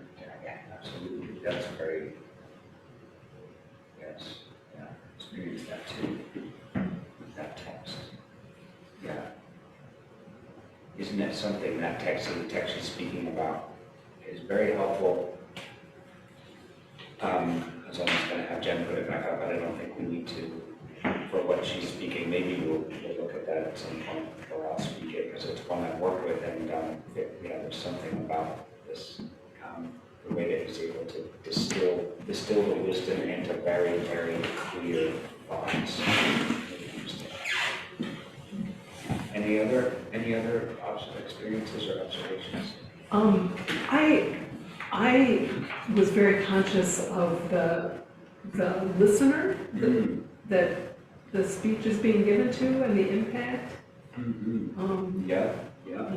And thinking of how it affects his behavior. Which part were you in? Bernabon's. So, I mean, he's giving direction or advice. Yeah. And, I mean, there's such wisdom. But I also had this sense of the listener then, I mean, I assume it's Parcival. Yeah. Taking it up and Yeah. how it affected him, how it lived on in him. Yeah. Absolutely. Thank you. Yeah. The reason for doing these things. Yeah. Although, and then it's also interesting because in that case, then that's the reason for that moment. I want to find the other reason is also after the picture that Lisa brought about reason particularly, because you can kind of hear the reason in Gawain too, with the piece we worked on this morning. That he's also, there's a reason to do things. People even mentioned with the hermit, he has the reason there in place too. It's really interesting. So that's a certain level of reason for Parcival at that stage who knows nothing about the world. He's sort of saying, this is why you do things like this. And then, but then that later becomes a hindrance when it's time for the next step. How he's learned from Gurneman's is actually where his limitation, he meets his limitation also. Yeah. It's one thing to pause for Gawain to consider, but another thing to make a decision or discern when it could just be so easy to become Hamlet and stop and do nothing. And freeze, deer in the headlights. So keep reading it, I guess. Repetition.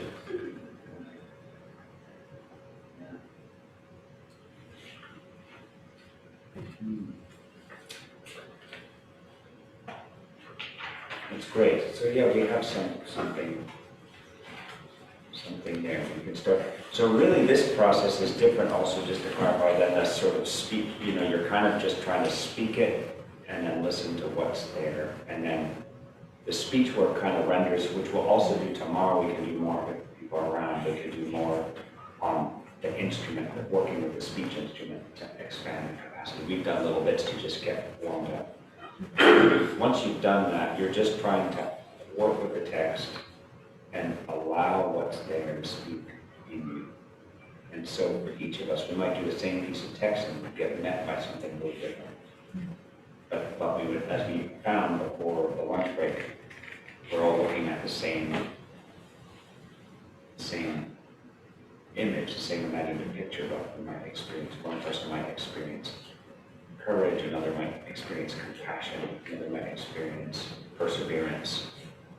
And that's how they are led into that world. Maybe we could just hear in that kind of way where we could grip together with our attention. By grip, I mean we hold our attention so that we kind of help the person reading bring it in. And we could just listen together, we could just stay seated in that way, listen with the whole body and listen with the whole being, just engage in the listening activity. And those online as well can do this. Is there a way for them to speak through the people online? Or not really? They could be invited if they were interested in being one of the people. So you're trying to get people now to... If we listened as a group, both with this group and the online group, and then anybody could speak the bit of text that they were working with, that would be great. Yeah, could Jen, could you invite people and see if there was any interest in somebody being that person, and then we could pin them on so we could all look at and watch Will it them. work for it to be totally spontaneous so that we can just all listen? And Jen, maybe you unmute everybody. I made it so that whoever wishes to speak from the Zoom part can unmute themselves by... Great. So that would be great. So let's see if we can form this chalice of attention together. And then anybody can speak and we'll have a conversation of these virtues together.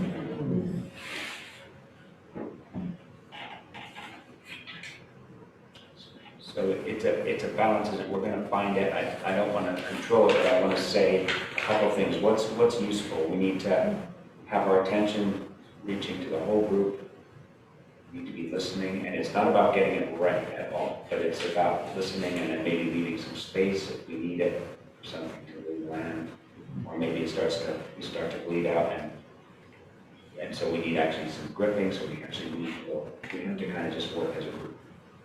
With those online too, let's see. Do you want us to stand if we speak, or? I think we can just stay where we are, and it's really about the sound of these words and what's awoken in the soul from the words.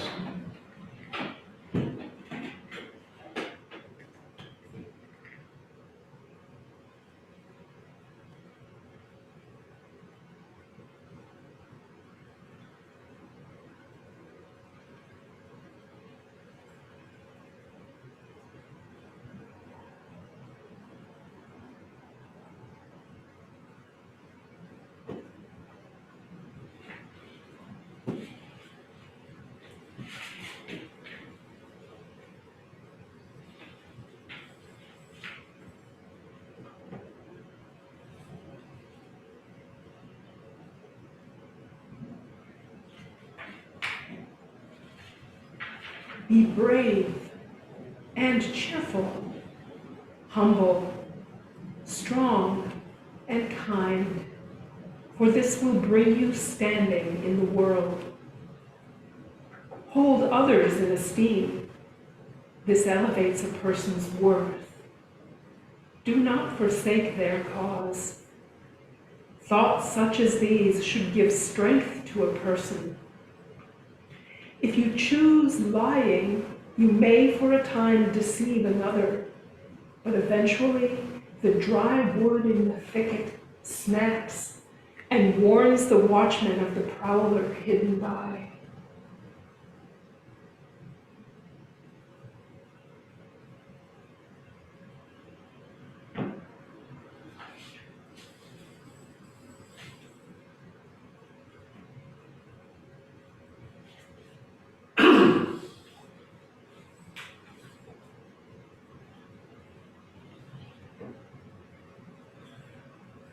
Gawain, it is not average for one to be mute when fully armed for battle on a horse, and yet it smacks of something I have known, for surely when a soul is love's sweet pang is overcome, then one is often reft of common speech, for nothing can compare with such a power of benevolence.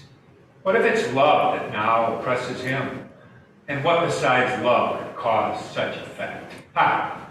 3 scarlet drops of blood upon the smooth, untarnished cloak of snow.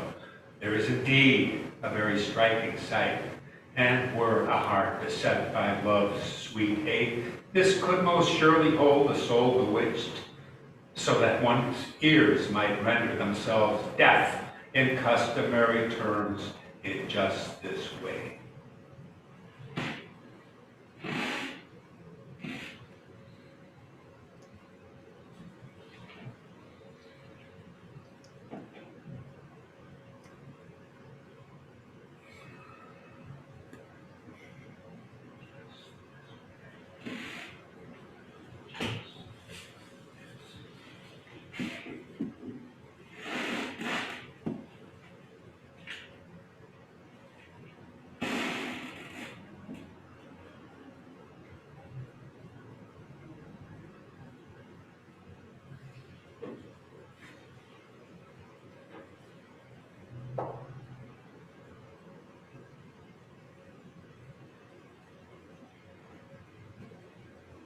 Represent. If you have any sense, then you will trust in God. He will help you, since He must help. May God help both of us. You kindly sit and give me a full account of all your woes. Come, tell me how it came to pass that God became the object of your wrath. Yet, first, with patience, hear while his innocence proclaim. You must, with fullest constancy, hold fast to mighty God unswervingly. For God himself in perfection, for God himself is perfect constancy.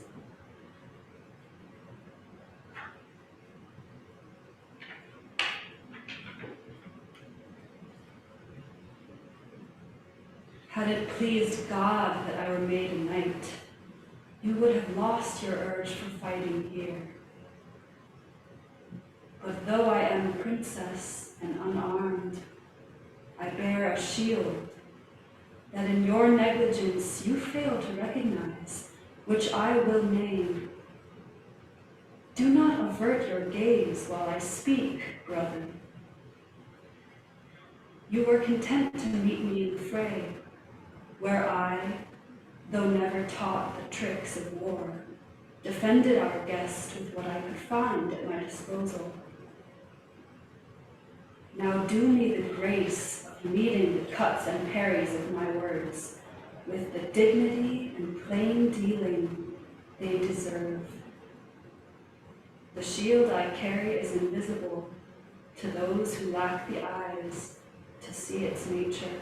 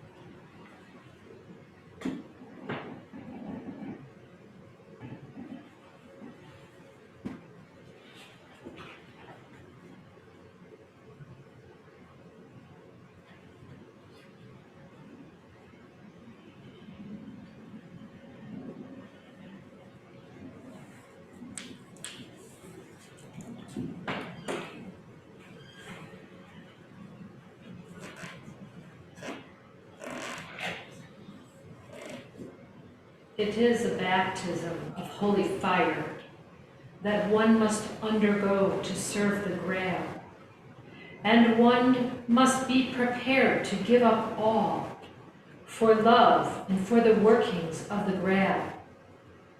You are a mighty king of many lands, and are free to choose any path you wish.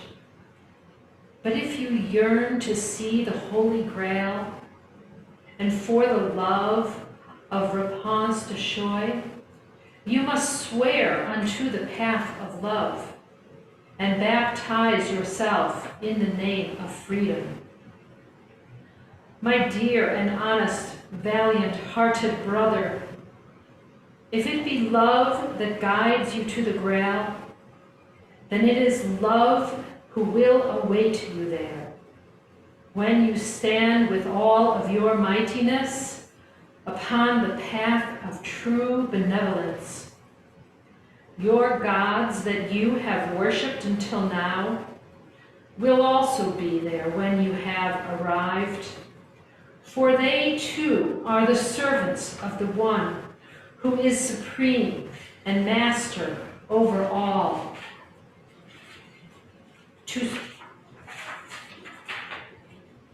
It is to serve the highest principle.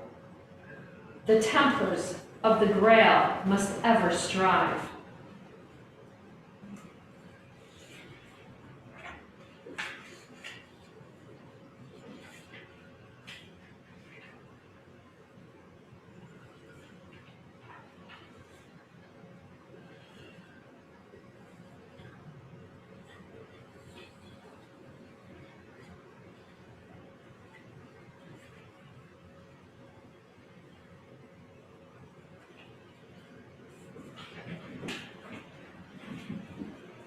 No one surpasses our Gawain in strength, gentility, grace, honor, and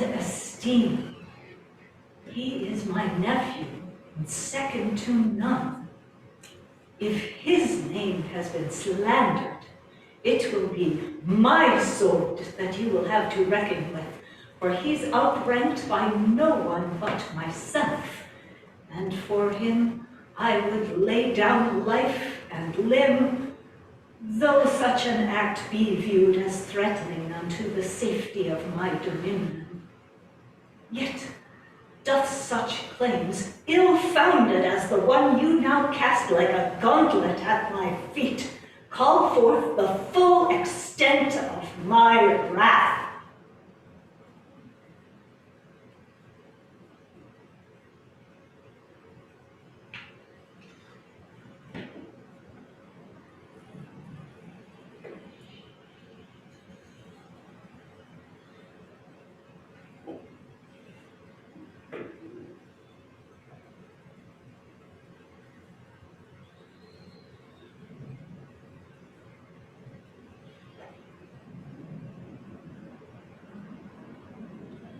Just give a little minute in case anyone else online.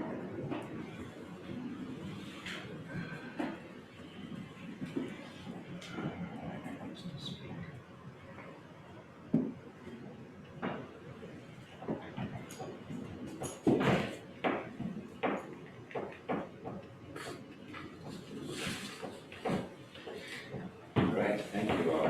Wonderfully used different characters speaking. What to do? A play. But the story would be good. Just to hear the characters. I'm a little torn because I think I was going to go, we could go and feel the kind of. It'd also be nice to find some of the characters that speak with the opposing qualities too, you know. So, but I think maybe we dip into the Parcival Legend just to close because we're getting towards the end. So maybe I'll just share a little bit so we can at least feel Parcival on his path as we head out into the world. I don't know if I'll do the whole section, but I'll share a little piece. So we met Parcival on his journey earlier today, so we'll meet him more at the beginning of his journey. Is everybody up for that? How's everybody's energy? Would that be good? People are up for hearing some of this. Yeah. Right. What's that? Yes, exactly. We have time. So we'll stop, unfortunately, we'll just stop wherever we are, which might not be at the end of the episode. So the beginning of this is a little bit of a picture of the college imagination that's been woven into the story. So it may seem a little abstract, but then we will arrive at this journey. Did you say college imagination? College imagination, which is a picture given by Rudolf Steiner to the college of teachers, a way of working. You'll hear the picture, but I'd like to acknowledge where it came from, because many people might recognize it.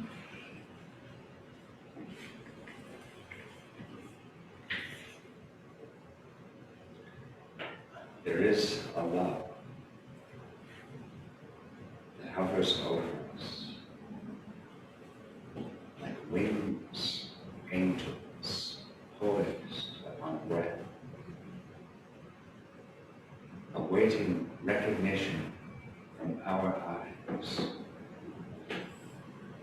And when we see the stars alight within each other's gaze and feel the warming band as we meet in a sunlit ring of grace, like home, forgotten but returned anew within a moment's dreamlike wakening.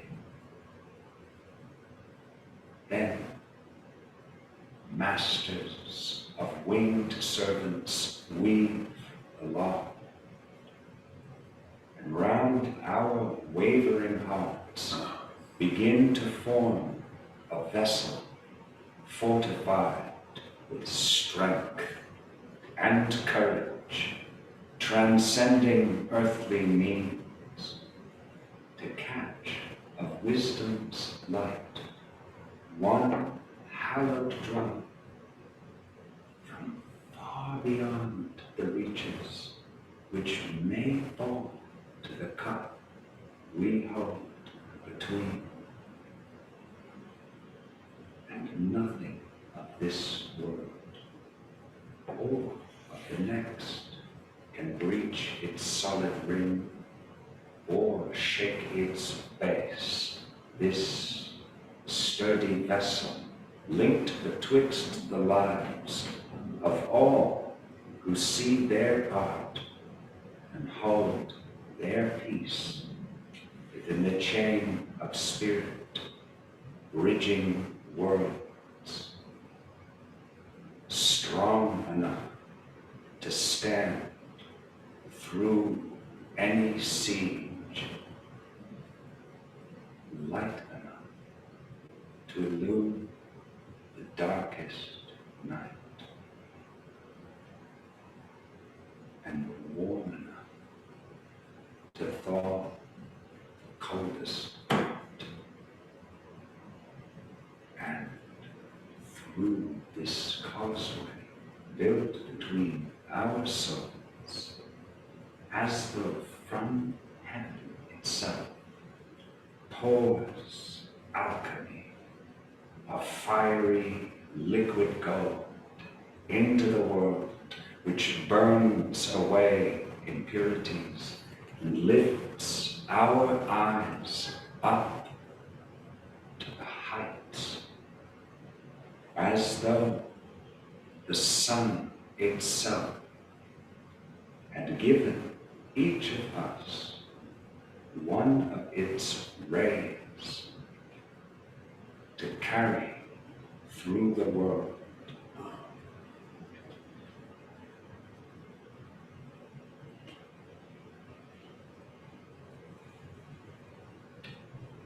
So it was the love that uphovered o'er two noble souls that lived.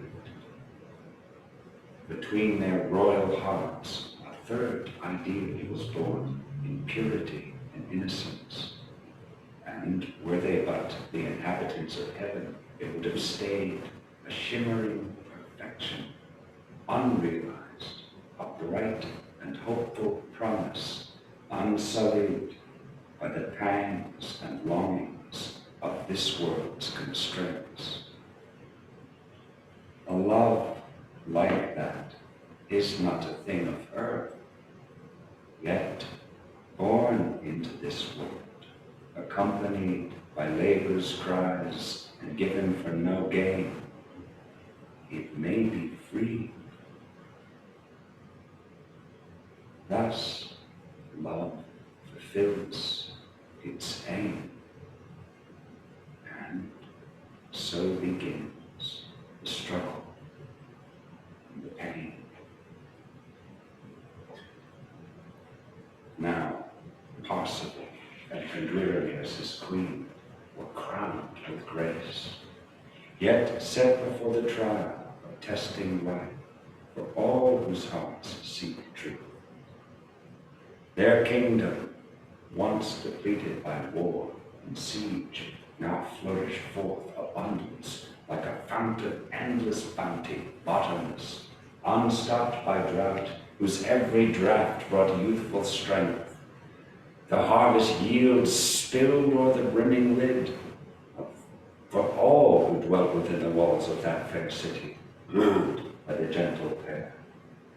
Set by the sea, into its nestled cove came merchants from afar with spices fine, exotic fabrics and jewels, and riches beyond measure found their way into the royal port of fair brocades. Their love could only grow, and as it grew it seemed to pour and reach to every corner of the land in rays of sustenance to nourish everyone. But destiny doth not wait for comfort's sake, for swaddling complacence.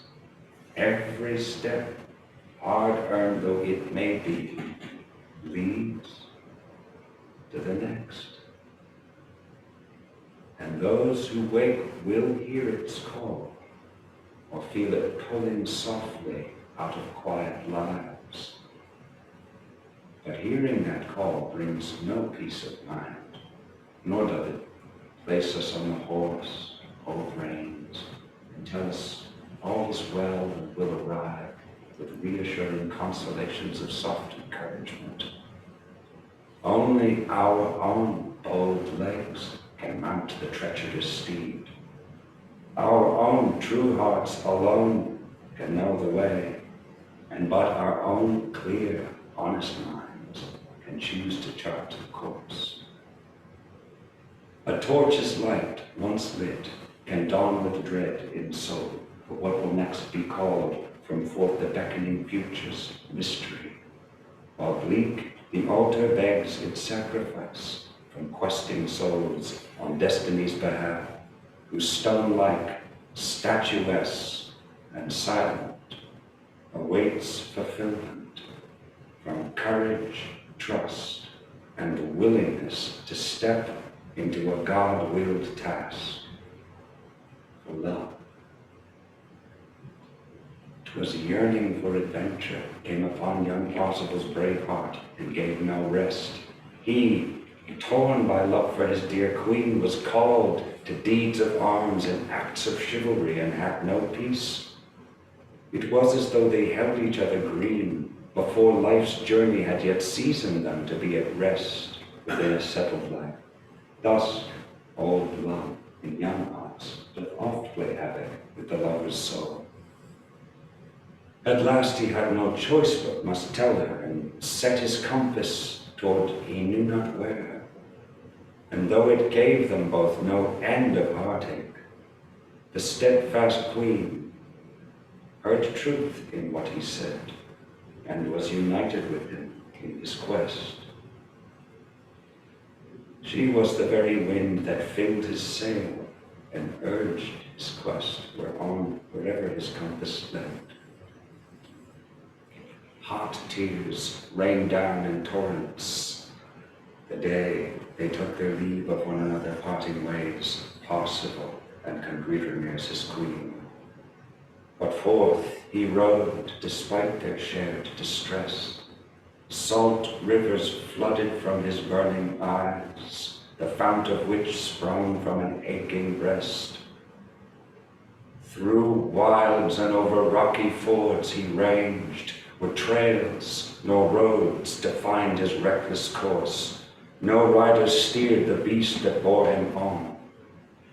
The warrior's head drooped on his chest, while thoughts of his dear queen beset his weighing heart. His reins dragged careless in the underbrush, and oft he moaned at what he'd left behind, till dusk poured through the chilling air and kissed his tear-stained cheeks and roused him from his thoughts. He looked and saw he'd come upon a lake. Some anglers had moored their fishing boats, and one of them was wearing clothes of such a quality that were he lord of all the earth, they could not have been made more fine. He wore a hat with peacock's feathers, lined with silk so rare it looked not of this world. Parcival addressed this fisherman.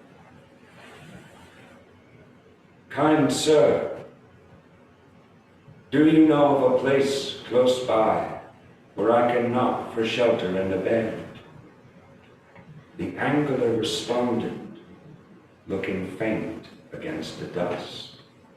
It was the tipping point of day and night, where forms begin to fade to sight as though the air were swallowing earth's lines into shadowy liquid shapes that trick the eye.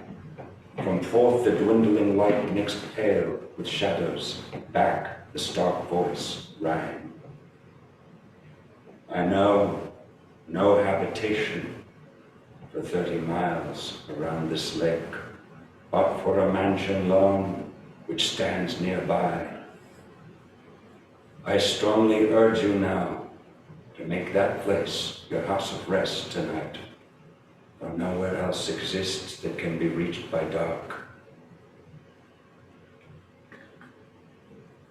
Once you've gone past the rocks, take care. Some tracks may lead to unknown country. You could miss your path along the mountainside, a fate that I'd not wish on you. If you do succeed and find the right way there, then I will be your host this evening. Young Parcival set off along the right path, past the rocks, and turned to follow on with care, until the mighty fortress, like an apparition before him, loomed. Nothing had been spared to make impregnable this stronghold there.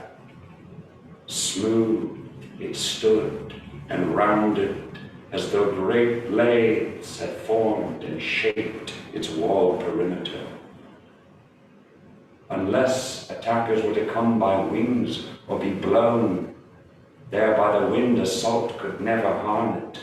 Clustered towers climbed with numerous embattled turrets towards the heights. Had all the armies of the world laid siege to it, the hurt inflicted would not have ruffled once that fortress's defenders. Long before their foes would quit the field, exhausted by their own attack, thrown futile against a wall impenetrable. As Parcival approached, the drawbridge lowered, and the bold knight rode into the fortress onto a smooth and untouched lawn. No sport had churned that grass with the trampling of horses' hooves. Inside, a company of knights, both young and old, there greeted him and welcomed him to follow in through the mighty doorways, arching high, majestic, carved with many signs and scenes. Mysterious they were, these symbols, wonderfully profound, but only a person who was versed in magic could detect their sacred meaning.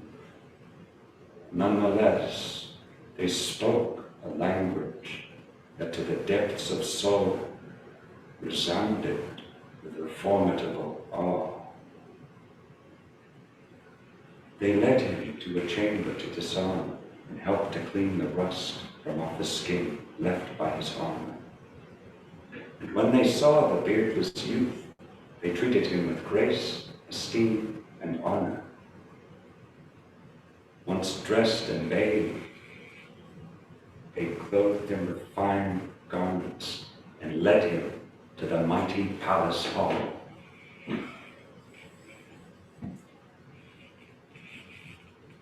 The master of the castle sat on the far side of the hall.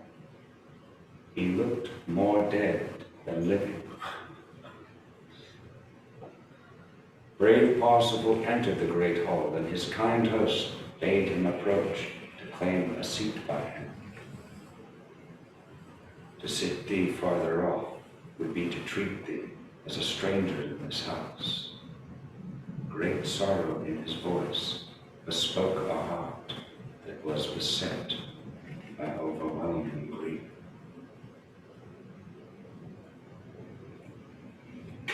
See the kind of the next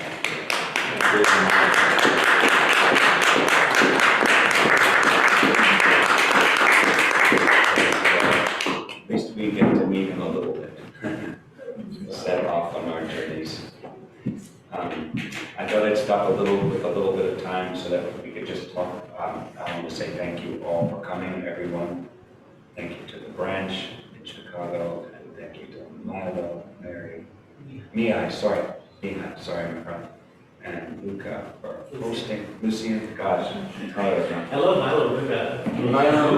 Yeah. You can see how tired I've gotten. And Jen online, and everybody those who have joined online. Tomorrow, if anyone's interested, we'll meet for 2 hours. We've decided, adjust the time because so to allow people to go to church if they wish, and we'll meet here from, we said, Noon to 2. noon to 2, and we'll do some more practical work with speech and really just get down into the nuts and bolts of speech and drama as an art, as a craft and an art, which we did do today as well. We'll take it. That will be more working from this course, from a course that I co-wrote with a colleague called Speech and Drama as Living Arts, which is really a doorway into the performing arts through speech and drama. So we get to work with the different principles because they apply to the other ones too. Is that available online? It is. That's thank you, Lucy. That's an online distance learning course. It's very affordable. You get 12 lessons over the course of a year. You can work at whatever pace you wish to, and each lesson takes, has a certain focus, but they're all linked and build on a bigger picture. And just to talk about that, if any of you do end up being interested in that, there's a lot of exercises, but it's designed for people to do their own work with it, so you can work with however you want. If you did the whole thing really intensively, you get a very comprehensive training in arts, but people sometimes also want to just work with, maybe an exercise from each lesson. And we can correspond through, there's a diary sheet that we can interact with, which works really well. You write in with your questions and your discoveries, and then I write back, or one of the two, usually I write back, and or one of the tutors. Some of the other authors might write back on their lessons, but I can also be in touch. You also have in that course, then I'm available to work. So there's the diary, we can also be in touch regularly if people are interested by phone or Zoom or whatever. And then we also do sometimes webinars for people to come. And this summer we're going to do an in-person component for anyone who's interested to come do a workshop with them. Which month? Speech drum. I think I was just wondering that. Maybe I can send that out. I think it'll be August, but I don't know, maybe July, but I think August. Where? New York? New York, upstate Europe, where we are, yeah. So those are some possibilities. So tomorrow also there's the opportunity, people would like to do individual sessions. I also do work with people one-on-one, so that could happen if you aren't going to church. I would be available in the morning or after 2. So you can be in touch with me and Mary about that. Are there any other things that need to be said before we wrap up or close? Well, we have the verses that were on the screen earlier. And can you send them to us? Sure. How about I put together an email? Would that be possible? May I put together an email and Sure. send it out? The other thing is if you wanted to copy them now, Sure. and then people wait around to get the copies, if you have hard copies available, you could copy them in our copier. Great. The verses are by Rudolf Steiner, and they say that on there. Within these texts, these practice texts, just bear in mind, I haven't done the best job citing them. So just you can keep them, if you want to keep them, you're welcome to. Just kind of keep them for your own use, and maybe don't just necessarily distribute them unless you could write. Sometimes Jen took care of it on the online component. She wrote the copyright, and that's fine. You can just write the publishers in your workbooks and authors. So you can just write those down on there before they use it. There's 5 chats, things in chat. I don't know if you want to quick Okay, put on great. chat, and we could just tell you. Yeah, I know some people have to leave. Maybe what we could do. Yeah, people were basically just saying, thank you so much. Jen put on the contact information with the documents, and people were really appreciative of that we're online. So, yeah, thanks to everyone. Will return, they said. Okay, great. Oh, thank you. I'm very honored to be here and very grateful. This has been really wonderful. If people would like, I know some people have to go, would anybody like to close with the theme of life? Yeah. It's a nice way to close. And those you just need a little space behind you and no space for your arms. Thank you all for your so much work. Is this okay?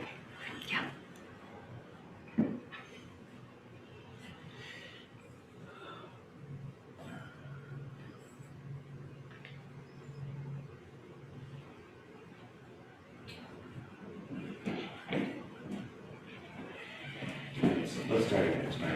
You good? So we just imagine a ray of the sun behind us, out of the eternal heights. And sorry, I did have the thought, but then I also could tell you would just follow. Yeah. But it's a ray of the golden sun.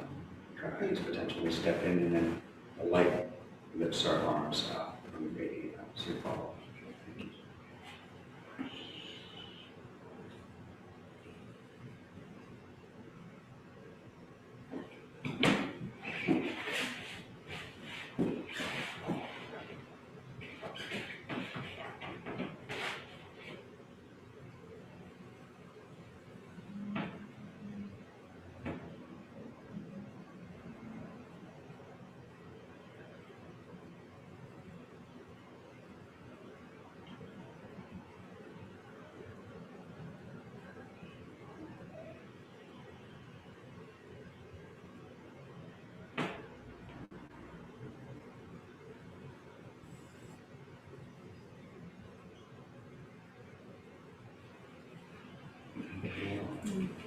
Thank you.